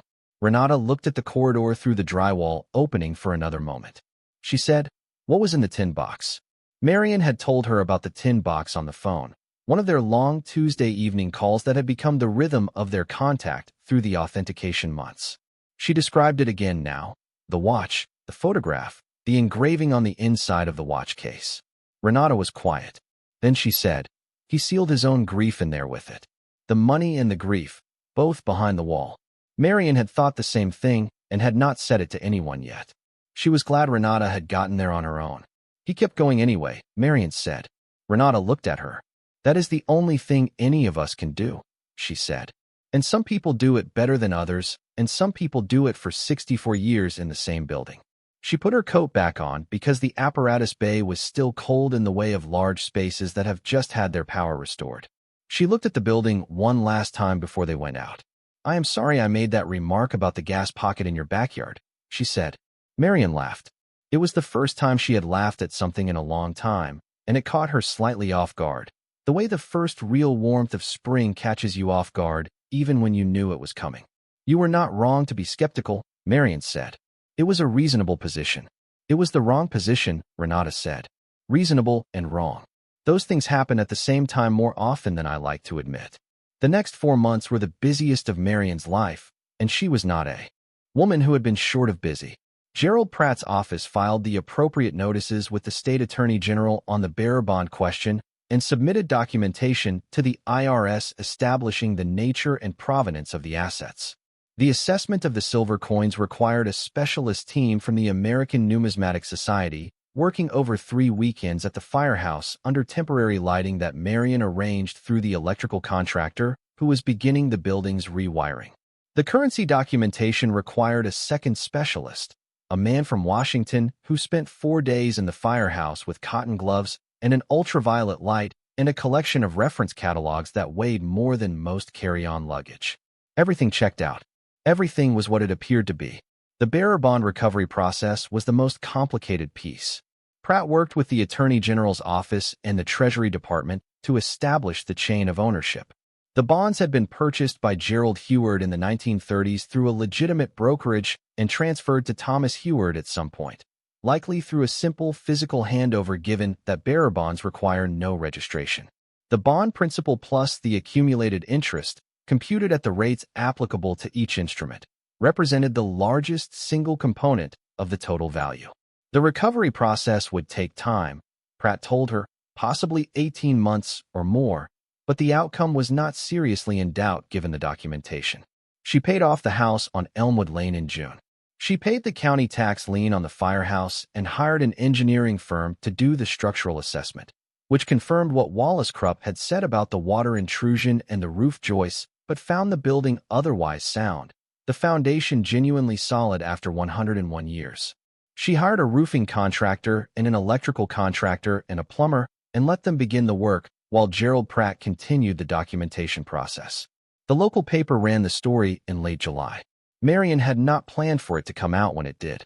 Donna Callahan from the bank had mentioned the auction sale to someone at the borough meeting, and the information had made its way to the paper's editor, a young woman named Cass Dietrich who had been covering Harwick for 3 years and who drove to the Firehouse and knocked on the front door while Marion was there overseeing the electrical work. Marion answered the door and looked at the woman with her notebook and camera bag and considered the situation for a moment and then invited her in. The story ran on the front page of the Harwick Courier. It was a good story.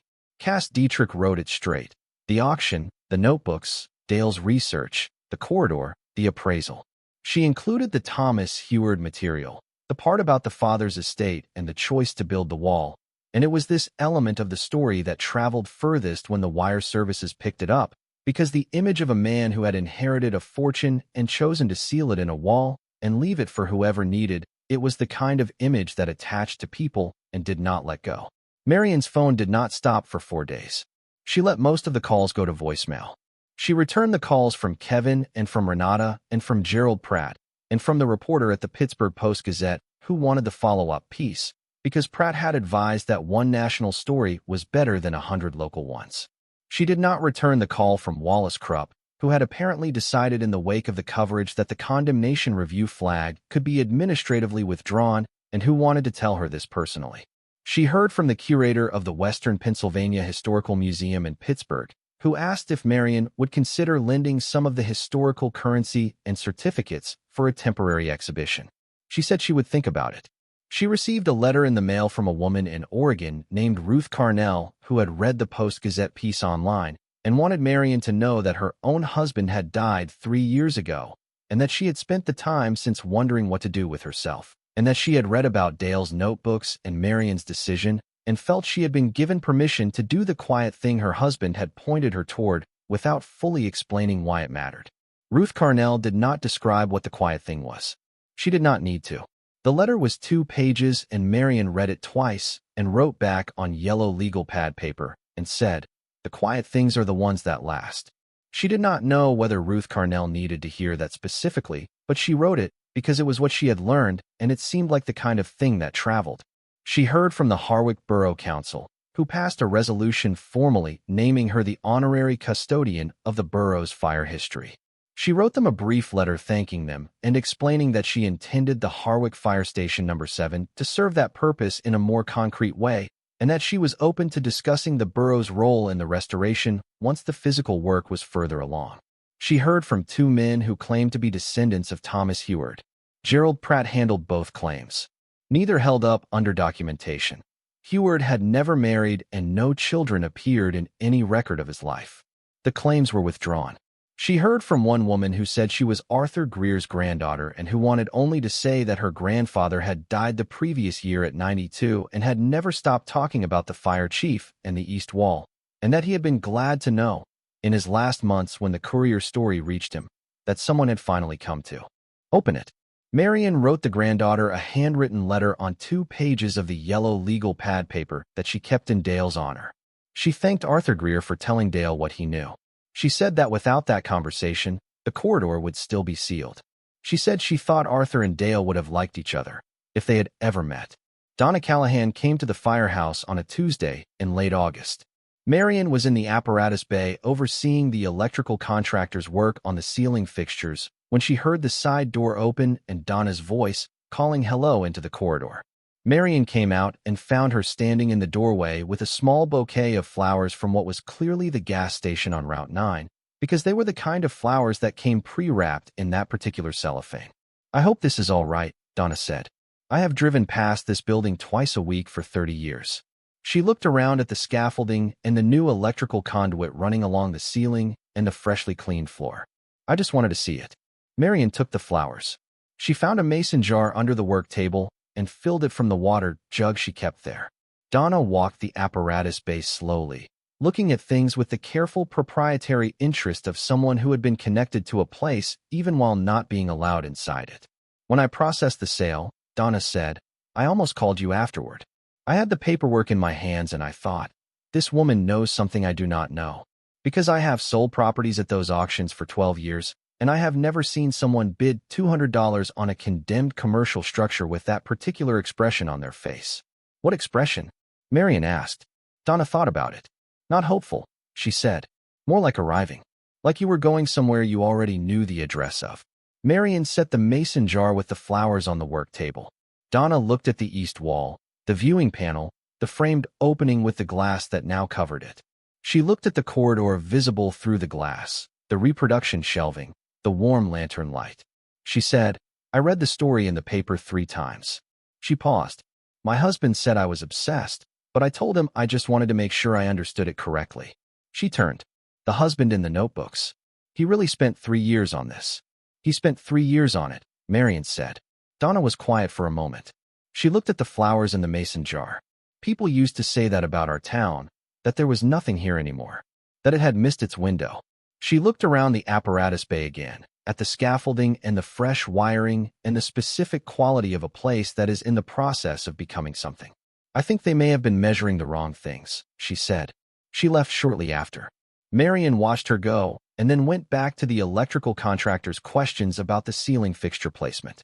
She called Kevin in August, not to discuss the money but to tell him about a decision she had made regarding the Firehouse.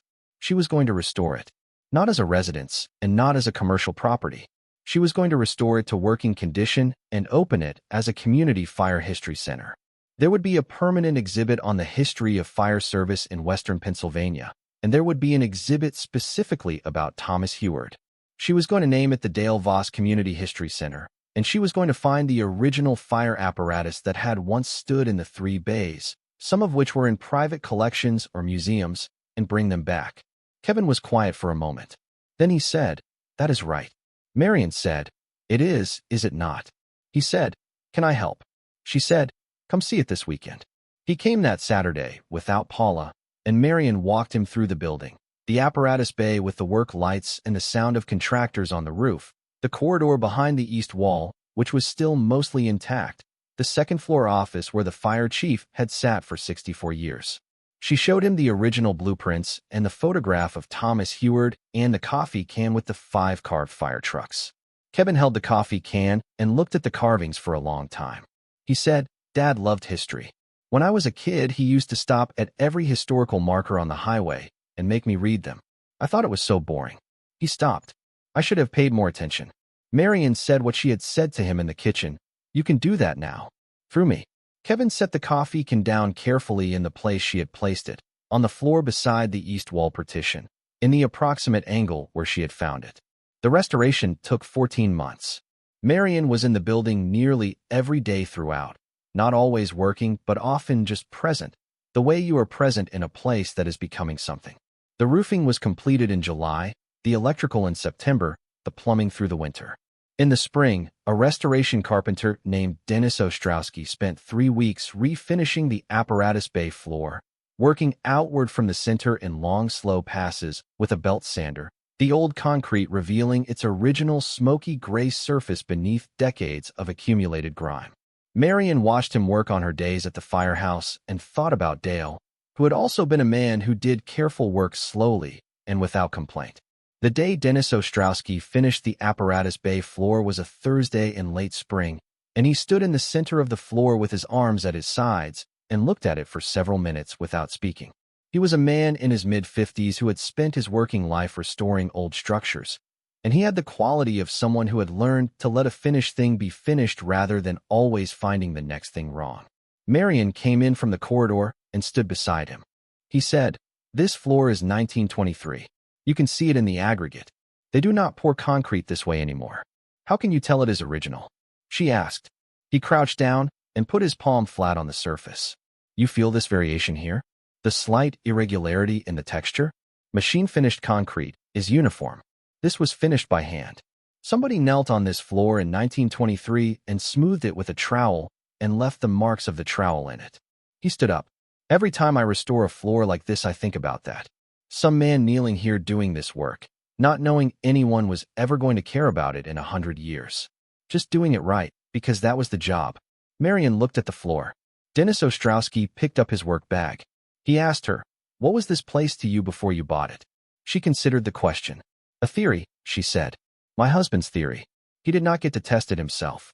He nodded slowly. He had the quality of a man who did not need to have things elaborated. He had a phrase for places like this, Marion said. He said some buildings hold more than they were built to hold. He meant it as a practical thing. He was an engineer's thinker that way. But I think he also meant the other thing. Dennis Ostrowski looked at the floor one more time. He said, "In my experience, those two meanings are usually the same thing." He left, and Marion stood alone in the apparatus bay on the clean gray floor in the late spring light from the clear-story windows and felt something in the building settle around her, the way a house settles at night after everyone has gone to bed. She had found a 1939 American LaFrance fire truck in a private collection in Greensburg. It needed work, but was restorable. She found a 1952 Seagrave pumper at a fire museum in upstate New York that agreed to a long-term loan. She did not try to find a third truck. One of the bays she wanted left open for an exhibit on fire prevention and community safety. The Borough Council had offered to staff the education programs. She had said yes. For the Thomas Heward exhibit, she worked with Cass Dietrich, who had gone back through the archives of the Hartwick Courier going back to 1922 and found, in those old issues, multiple small notices and photographs that together assembled a portrait of the man. There he was in 1929, at the wheel of the first motorized truck the station had acquired, grinning that same wide grin from the photograph in the oak frame. There he was in 1941, receiving a commendation from the state fire marshal for his department's record. There he was in 1963, presenting a scholarship check to a young man from Hartwick who was going to study engineering. There he was in 1978, at the retirement party of the last firefighter who had served under him from the station's founding decade. The exhibit was called "The Man Who Kept the Door Open." Marion had written the text for the main panel herself in 3 drafts, and the final version said what she wanted to say without saying more than she knew. Thomas Heward served as fire chief of this station from 1923 to 1987, 64 years. He came for money he chose not to claim. He spent those years instead in service to the people of this borough. answering every fire, knowing every family, never leaving. When he died, he had sealed what his father had left him behind a wall in this building. He did not leave a note explaining why.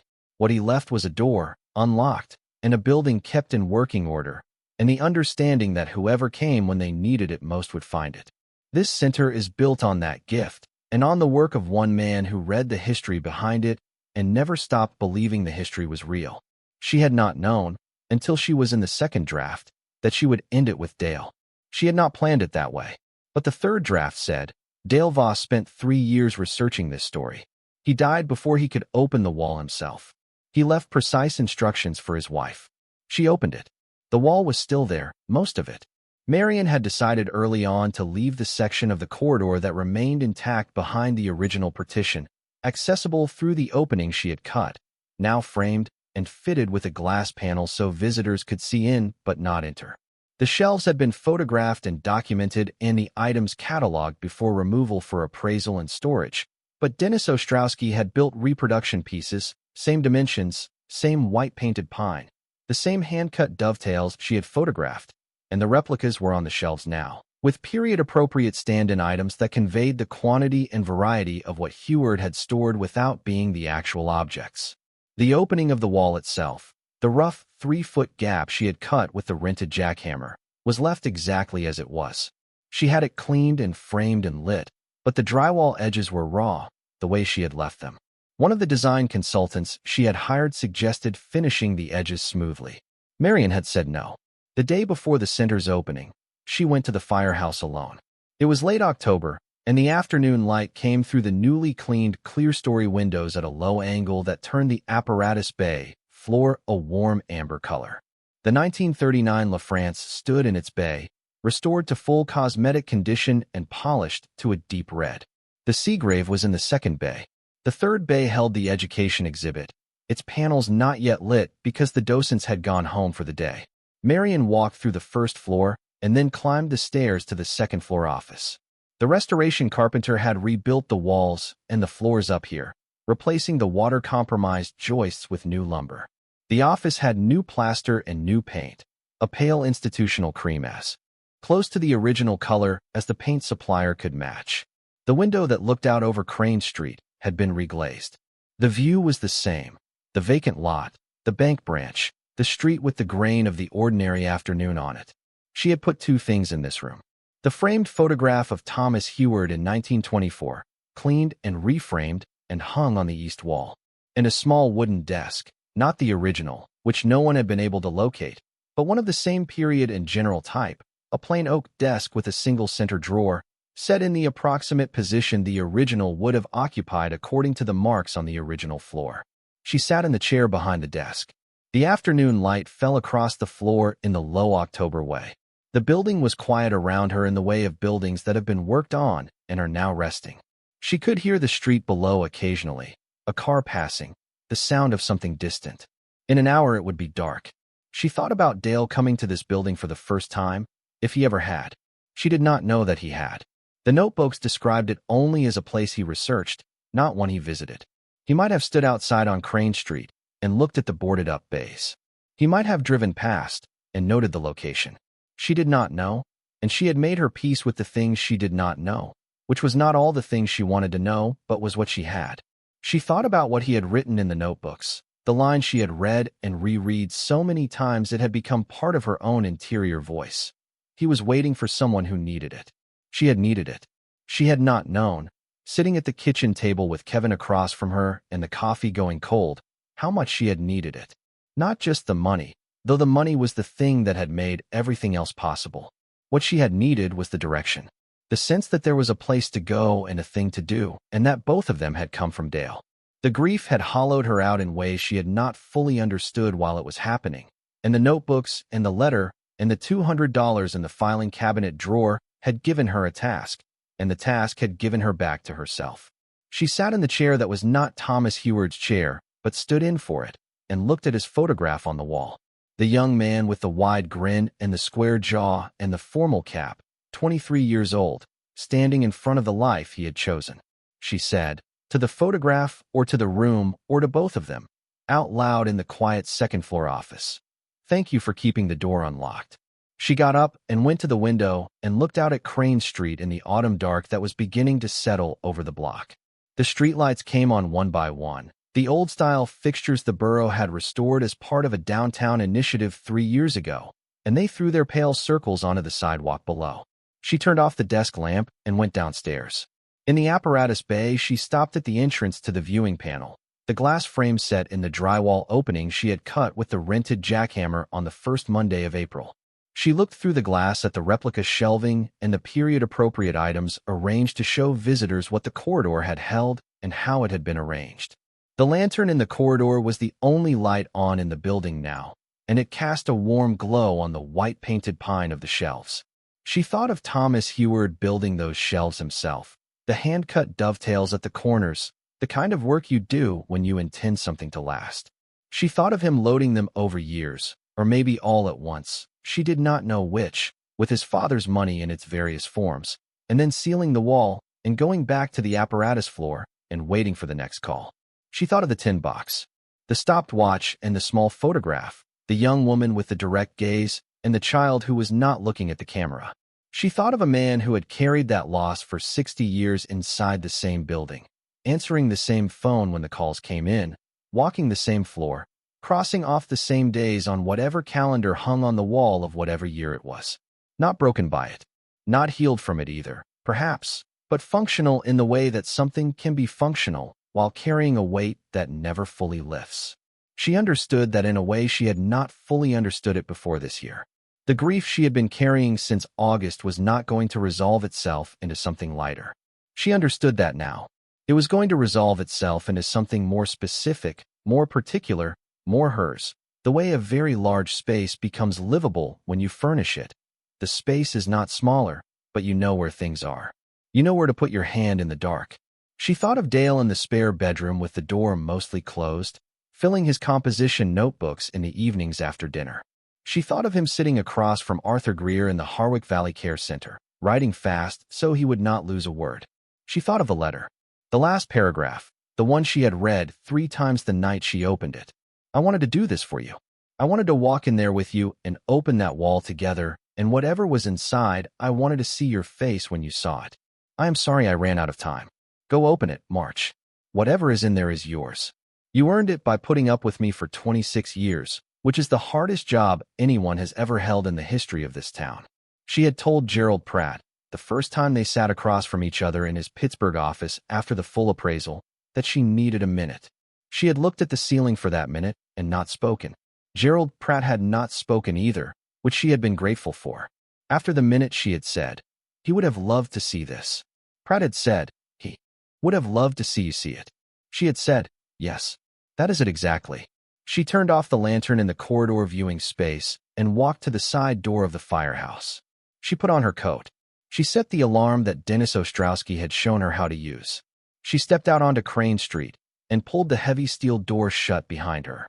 It locked with the same solid click it had made the first day, the day she drove here from the bank parking lot on Route 9 with the deed in her coat pocket and $400 left from the $600 she had brought. She stood on the sidewalk and looked at the building for a moment. The brick had been repointed, the mortar between the courses clean and pale. The 3 apparatus bay door panels, newly fabricated in wood and steel, were painted the same deep red as the brick. The second-floor windows were lit from within by the cleaning team that came through on Fridays. The flagpole on the front corner had a new flag, Pennsylvania's, and the October wind turned it slowly. Tomorrow there would be people. Kevin was coming, with Paula. Renata was driving from Cleveland. Gerald Pratt was coming. Cass Dietrich was coming with a photographer. Donna Callahan from the bank had called and asked if she could attend, and Marion had said of course. The borough mayor was speaking briefly. The chief of the Consolidated Fire Company was presenting a historical commemorative plaque. Tonight there was just the building and the street and Marion standing on the sidewalk with her coat zipped and her breath showing faint in the cold October air. The Harwick borough was quiet in the October evening. The bank branch had closed at 5. The new coffee place that had opened in the old insurance office space in the spring was lit up, 2 people inside. A young woman at one of the tables with a laptop, a man at the counter with his phone. The diner 2 blocks down that had been there since Marion was in grade school had its open sign showing red through the window. The the way it had every evening for 40 years. She had lived in this town for her entire adult life. She had watched it change in the ways it had changed and stay the same in the ways it had stayed the same. And she had been present for all of it without particularly noticing that she was accumulating a history in a place, the way you accumulate it, gradually and without effort, until the day you stand on a sidewalk and understand that you know every building on every block and what stood there before it, and who owned the corner store when you were learning to drive. She was part of this town, and the town was part of her in the way that does not require explanation because it simply is, the way breathing is, the way the particular look of the sky over a specific geography becomes the definition of what sky looks like even though you have seen other skies. The Firehouse was part of it now in a way it had not been before. Her name was on the deed, and her husband's name was on the building, and Thomas Heward's name was on the wall inside. And all three of those names were part of what Harwick was now, along with the paper mill that had closed and the diner that had not, the flagpole with its scrap of old flag that was now a new flag, and the man named Harlan Bost who had grown up on this street and watched a fire chief do the right thing every morning for 35 years from a kitchen window that no longer existed. She had spent 37 years being married to a man who did the quiet thing and trusted it, who drove to Pittsburgh to pull records from a courthouse rather than call because he did not want to bother anyone, who put $200 in an envelope with her name on it and left precise instructions and then died before he could carry them out himself. She had spent a year learning that the quiet thing he had done was the kind of thing that lasts. She turned and walked to her car, parked at the curb where she had parked it every day for 14 months, and she drove home through the town she had lived in for 37 years, past the bank branch and the vacant lot and the grain elevator at the edge of the borough and the rail trail, where Dale had run 3 miles every other morning until the morning he did not, and she drove down Elmwood Lane to the house that was paid for now and fully hers. And she parked in the driveway and went inside and turned on the kitchen light and put the kettle on. She stood at the counter while the water heated and looked at the space at the kitchen table where Dale had always sat, the chair with the slight forward lean from decades of a large man sitting in it with his elbows on the table, and she looked at it for a long moment in the ordinary way she looked at it every evening now, not with the breathtaking shock of the first months, but with the steady familiar ache of a thing you have learned to carry. She made her tea. She sat at the table. She thought about what the center would be, starting tomorrow. Children would come in school groups and look at the 1939 La France and ask why people used to have a separate truck just for hoses. Adults who had grown up in Harwick would come and remember the station when it was operational and find themselves in the photographs on the walls. People who did not know Harwick at all would come because the story had traveled and they wanted to see the place the story had happened in. She hoped some of them would stand in front of the exhibit panel about Thomas Heward and read the whole thing, not just the first paragraph. She hoped some of them would look through the glass at the replica corridor for more than 30 seconds. She hoped some of them would ask the docents about the tin box, which she had decided to display in a small case at the end of the corridor viewing area, the watch and the photograph and nothing else, no additional explanation beyond the date on the photograph and the engraving on the watch case, because some things explain themselves better without any words added to them. She hoped a few of them would understand the coffee can with the 5 carved fire trucks, which Dennis Ostrowski had made a simple display mount for. The can and the carvings set inside a glass case near the apparatus bay door at the original height, where someone coming in from a call might have set it down without thinking. She had written the label for that case herself. These were found on the apparatus floor. They were made by hand and stored without display. She opened the notebook she kept in the kitchen now, one of Dale's spare composition books from the 6-pack in the spare bedroom, and she wrote one line in it, the line she had been meaning to write for weeks. He kept the door unlocked. So did Dale. So will I? She held the pen over the page a moment, and then wrote one more line beneath the first one. And the wall you have to open yourself is the one worth opening. She closed the notebook and set it on the table and wrapped her hands around the mug and sat in the warm kitchen while the October wind moved in the dark outside. The furnace came on in the basement and sent its familiar warmth through the floor vents. The kitchen light was the same light that had been in this kitchen for the 16 years since they had replaced the overhead fixture, a warm yellow that Dale had picked from a hardware store catalog because he said cool light in a kitchen made everything look like a crime scene. She had not thought about that in a long time. She thought about it now and sat with it. She thought about the way he used to bring coffee to the table in the morning and set her mug down without announcing it, without waking her when she was still half asleep at the kitchen table over the newspaper, just setting the mug where she could reach it and trusting that she would find it. It was such a small thing. It was the kind of small thing that when you lose it, you understand suddenly what it had been doing all along, holding the shape of a day from the very first minute of it. There were going to be days when sitting with it was enough. There were going to be days when sitting with it was not going to be enough at all, and she would need to go to the firehouse and stand in the apparatus bay in the long light from the clear-story windows and feel the floor under her feet and know that she had done the thing. She understood now that this was how it was going to go. Not resolved, but continuing. Not finished, but ongoing. The way the work of a place is ongoing. The way a fire station is not finished when it is built, but is made real by every morning someone rises and does the work of it again. She was, for the first time in more than a year, not afraid of what came next. Marion arrived at the firehouse at 6:30 on the morning of the opening, 2 hours before anyone else was expected, because she had learned over the past 14 months that the building was different in the early dark before the day got in. She parked on Crane Street and sat in the car for a few minutes with the engine off, looking at the front of the building the way she had looked at it on the March morning she first came here with the deed in her coat pocket. The brick looked the same in the dark as it had that day, which was part of the point. The work had been done carefully enough that from the outside the building looked like itself, not like a building that had been worked on. She let herself in through the side door and did not turn on any of the exhibit lights. She walked the apparatus bay by the ambient light of the street lamp coming through the clear-story windows, the same pale bars she had worked under for a year, and she put her hand on the running board of the 1939 La France the way you put your hand on the shoulder of someone you know well. The truck was cold in the October morning. The restoration shop in Greensburg had done good work. The red was the right red, the chrome was the right chrome, and the smell of the cab was rubber and old upholstery and something that was the specific smell of a vehicle that had been used hard and kept up and was ready to be used again. She walked to the viewing panel and looked through the glass at the corridor. In the dark, with only the small low light she had left on inside the corridor, the shelving was a series of shapes, the cases and the reproduction bags making a pattern of shadows she could read as easily as text by now. She had spent enough time in that space to know it the way you know a room you have lived in, by feel and proportion rather than by detail.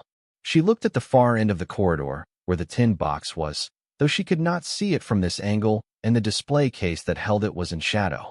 She had thought about putting the actual tin box there, the real one. She had decided against it.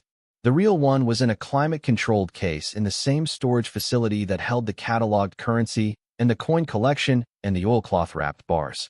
The real one needed to stay real, preserved, documented, maintained. The replica she had commissioned for the display case was made by a craftsman in Pittsburgh from the same period tin, and it looked right. And what mattered in the display was not the physical authenticity of the object, but the weight of what it represented, which was present whether the tin was the original or not. She went upstairs and sat at the oak desk in the second-floor office for a while in the dark. At 8:15 she heard the first car on Crane Street, and recognized by the engine sound that it was Renata. She went to the window. Renata was getting out of her car with a paper coffee cup in each hand, which meant she had stopped at the gas station on Route 9 rather than making coffee at Marion's house, where she had stayed the night. This was Renata's form of consideration. She did not want to be in Marion's kitchen on this particular morning because she understood that some mornings a person needs to sit alone in their own kitchen with their own coffee before the day begins. Marion had not told her that. Renata had simply known. Kevin and Paula arrived 20 minutes after Renata. Kevin had a look on his face that Marion had seen only a few times in his adult life, a kind of effortful openness, the face of a man who had decided to let something affect him and was working to keep that decision intact. He carried in the boxes of programs that had been printing at the copy shop since Thursday and stacked them on the table near the door without being asked to. Paula went directly to the exhibit about Thomas Heward and read the whole panel while everyone else was still settling in. And when she turned back to the room, her expression was specific in a way Marion would think about later. She looked like a woman who had revised something. Gerald Pratt arrived exactly on time, which was the only way Gerald Pratt arrived anywhere. Cass Dietrich came with her photographer and positioned him near the apparatus bay doors without making a fuss about it. Donna Callahan came with her husband, A quiet man named Ray who shook Marion's hand with both of his and said nothing except, "I heard a lot about this place." And then Harlan Bost appeared on the sidewalk, standing exactly where he had stood the day he had told her about 35 years of watching Thomas Heward walk the exterior before 6 in the morning. He was wearing the same canvas coat, or one exactly like it. Marion went out to him. "Come in," she said.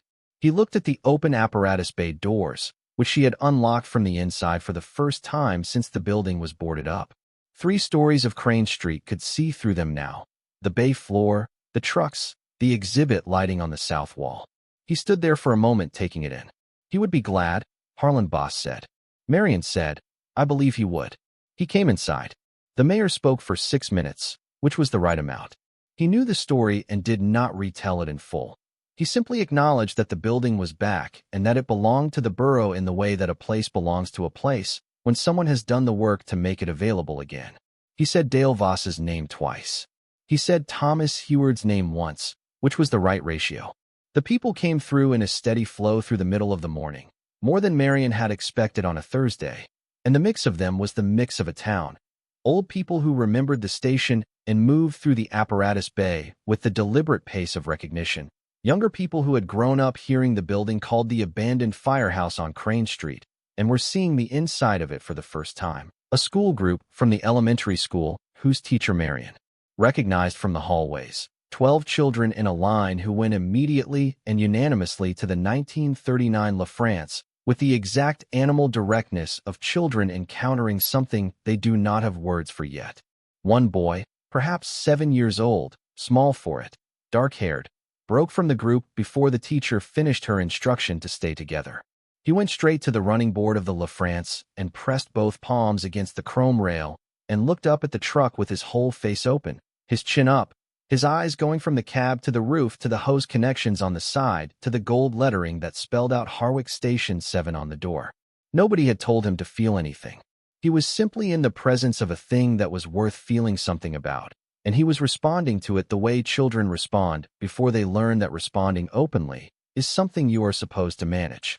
Marion watched him from across the bay and did not go over.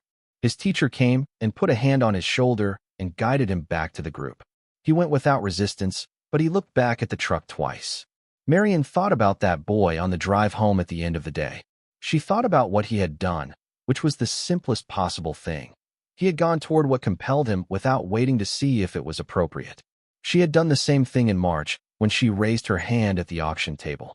She had done the same thing every morning for 14 months driving to the Firehouse. She had done it because Dale had pointed her in the direction and she had trusted the pointing, but underneath that she had done it because some part of her had always understood that you go toward what compels you, and then you do the work when you get there. 6 months after the opening, a woman drove from Philadelphia and arrived on a Tuesday when the center was quiet. Her name was Joyce Greer Simmons, and she was Arthur Greer's granddaughter, the same woman who had sent the letter the previous fall, and she had not called ahead because she was not certain she would go through with the trip until she was already on the Pennsylvania Turnpike and too far committed to turn around. She found Marion in the small administrative office on the 2nd floor, which Marion used 2 mornings a week for the center's scheduling and correspondence. Joyce Greer Simmons was in her mid-40s and had her grandfather's gray eyes, though she was otherwise her own person, precise in her dress, careful in her speech, with the manner of someone who worked in a field that required accuracy.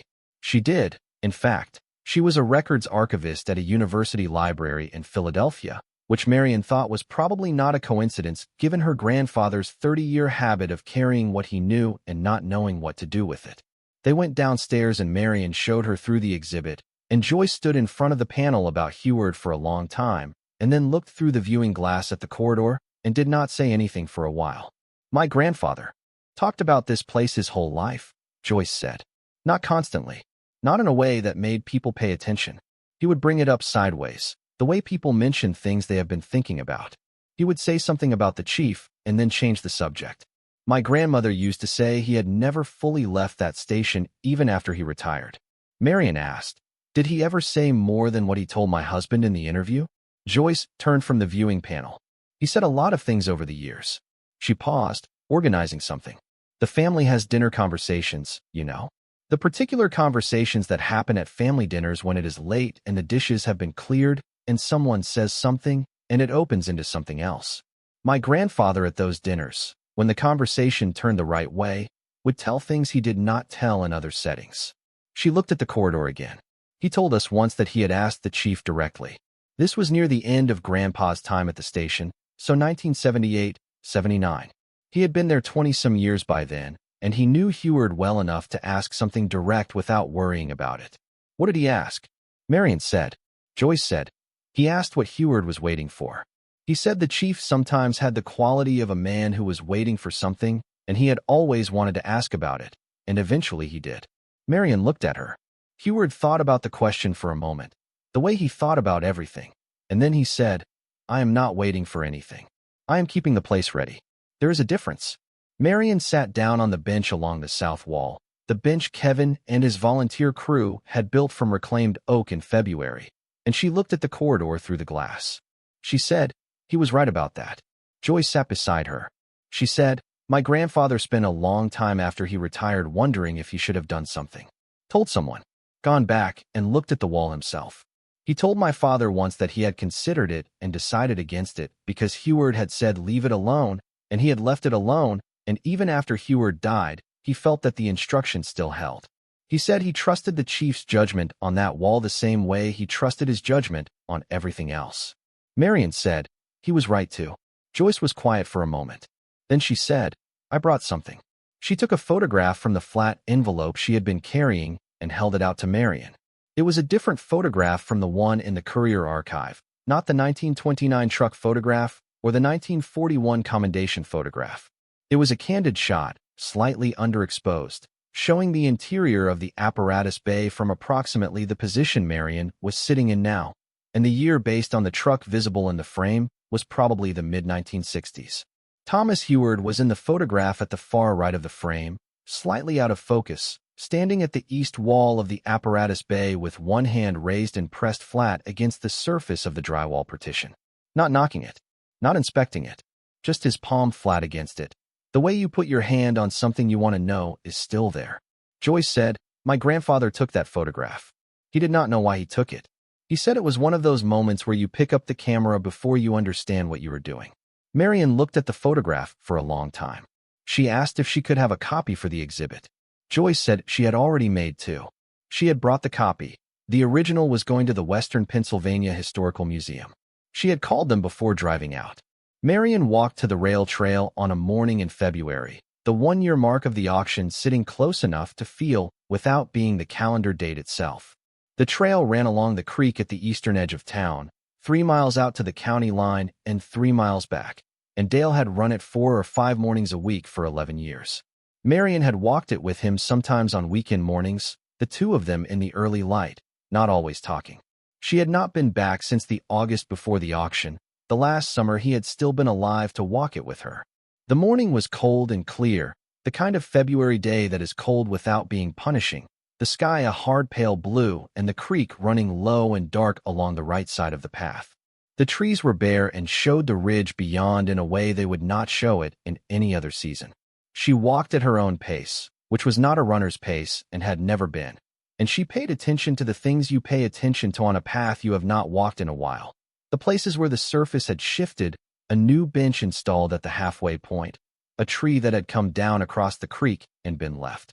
She thought about the year in the way you think about something when you are finally far enough from it to see more of it at once. What the year had been, practically, a $200 bid. A month of work with a dust mask and a trash bag and battery-powered lights. A rented jackhammer on the first Monday of April. A man from Pittsburgh who arrived at 8 in the morning with a briefcase. 14 months of contractors and specialists and legal filings and 1 school board resolution and 2 fraudulent inheritance claims and a letter from Oregon and a photograph from Philadelphia and a school group from the elementary school whose teacher Marion had known for 9 years. What the year had been. Under that, Dale in the spare bedroom with the door mostly closed. Dale at the Pittsburgh courthouse pulling records he did not want to call ahead about. Dale sitting across from an 87-year-old man who had carried a thing for 30 years and was glad to finally give it to someone who knew what to do with it. Dale writing 2 pages on yellow legal pad paper and sealing them in an envelope and writing her name on the front and putting it at the bottom of a box he labeled for Marion.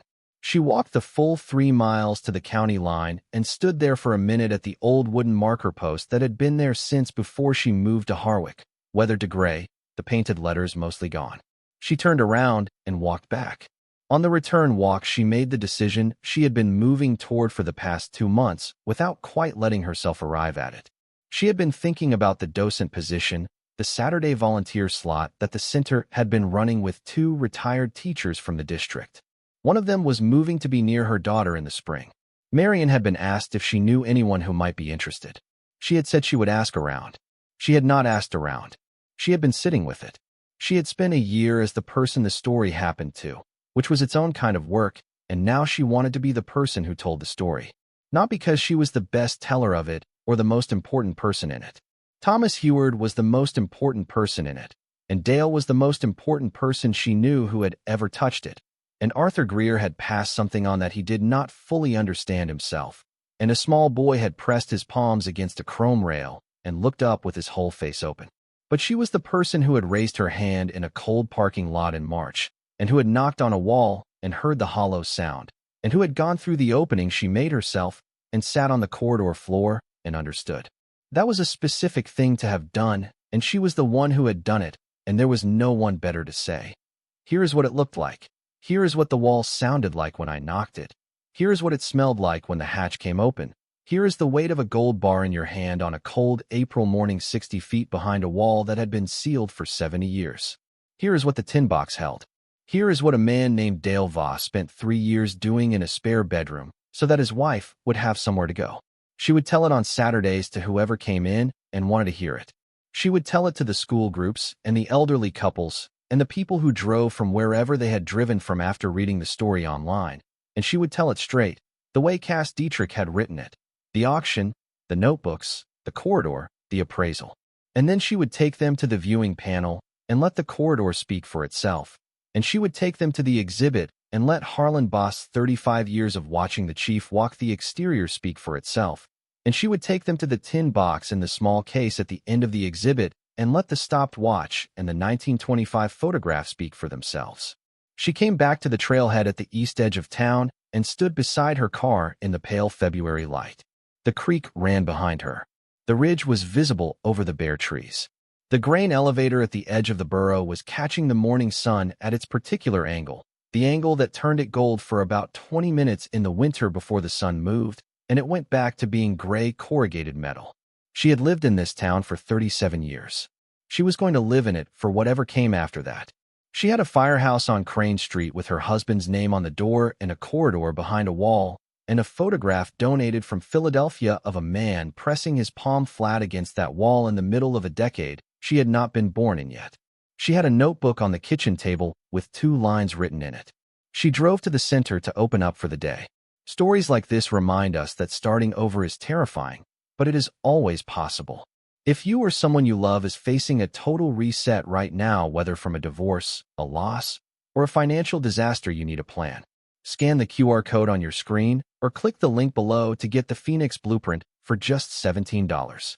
It gives you the exact steps you need to take in the first 48 hours and a 90-day plan to get your independence back. Thank you for watching.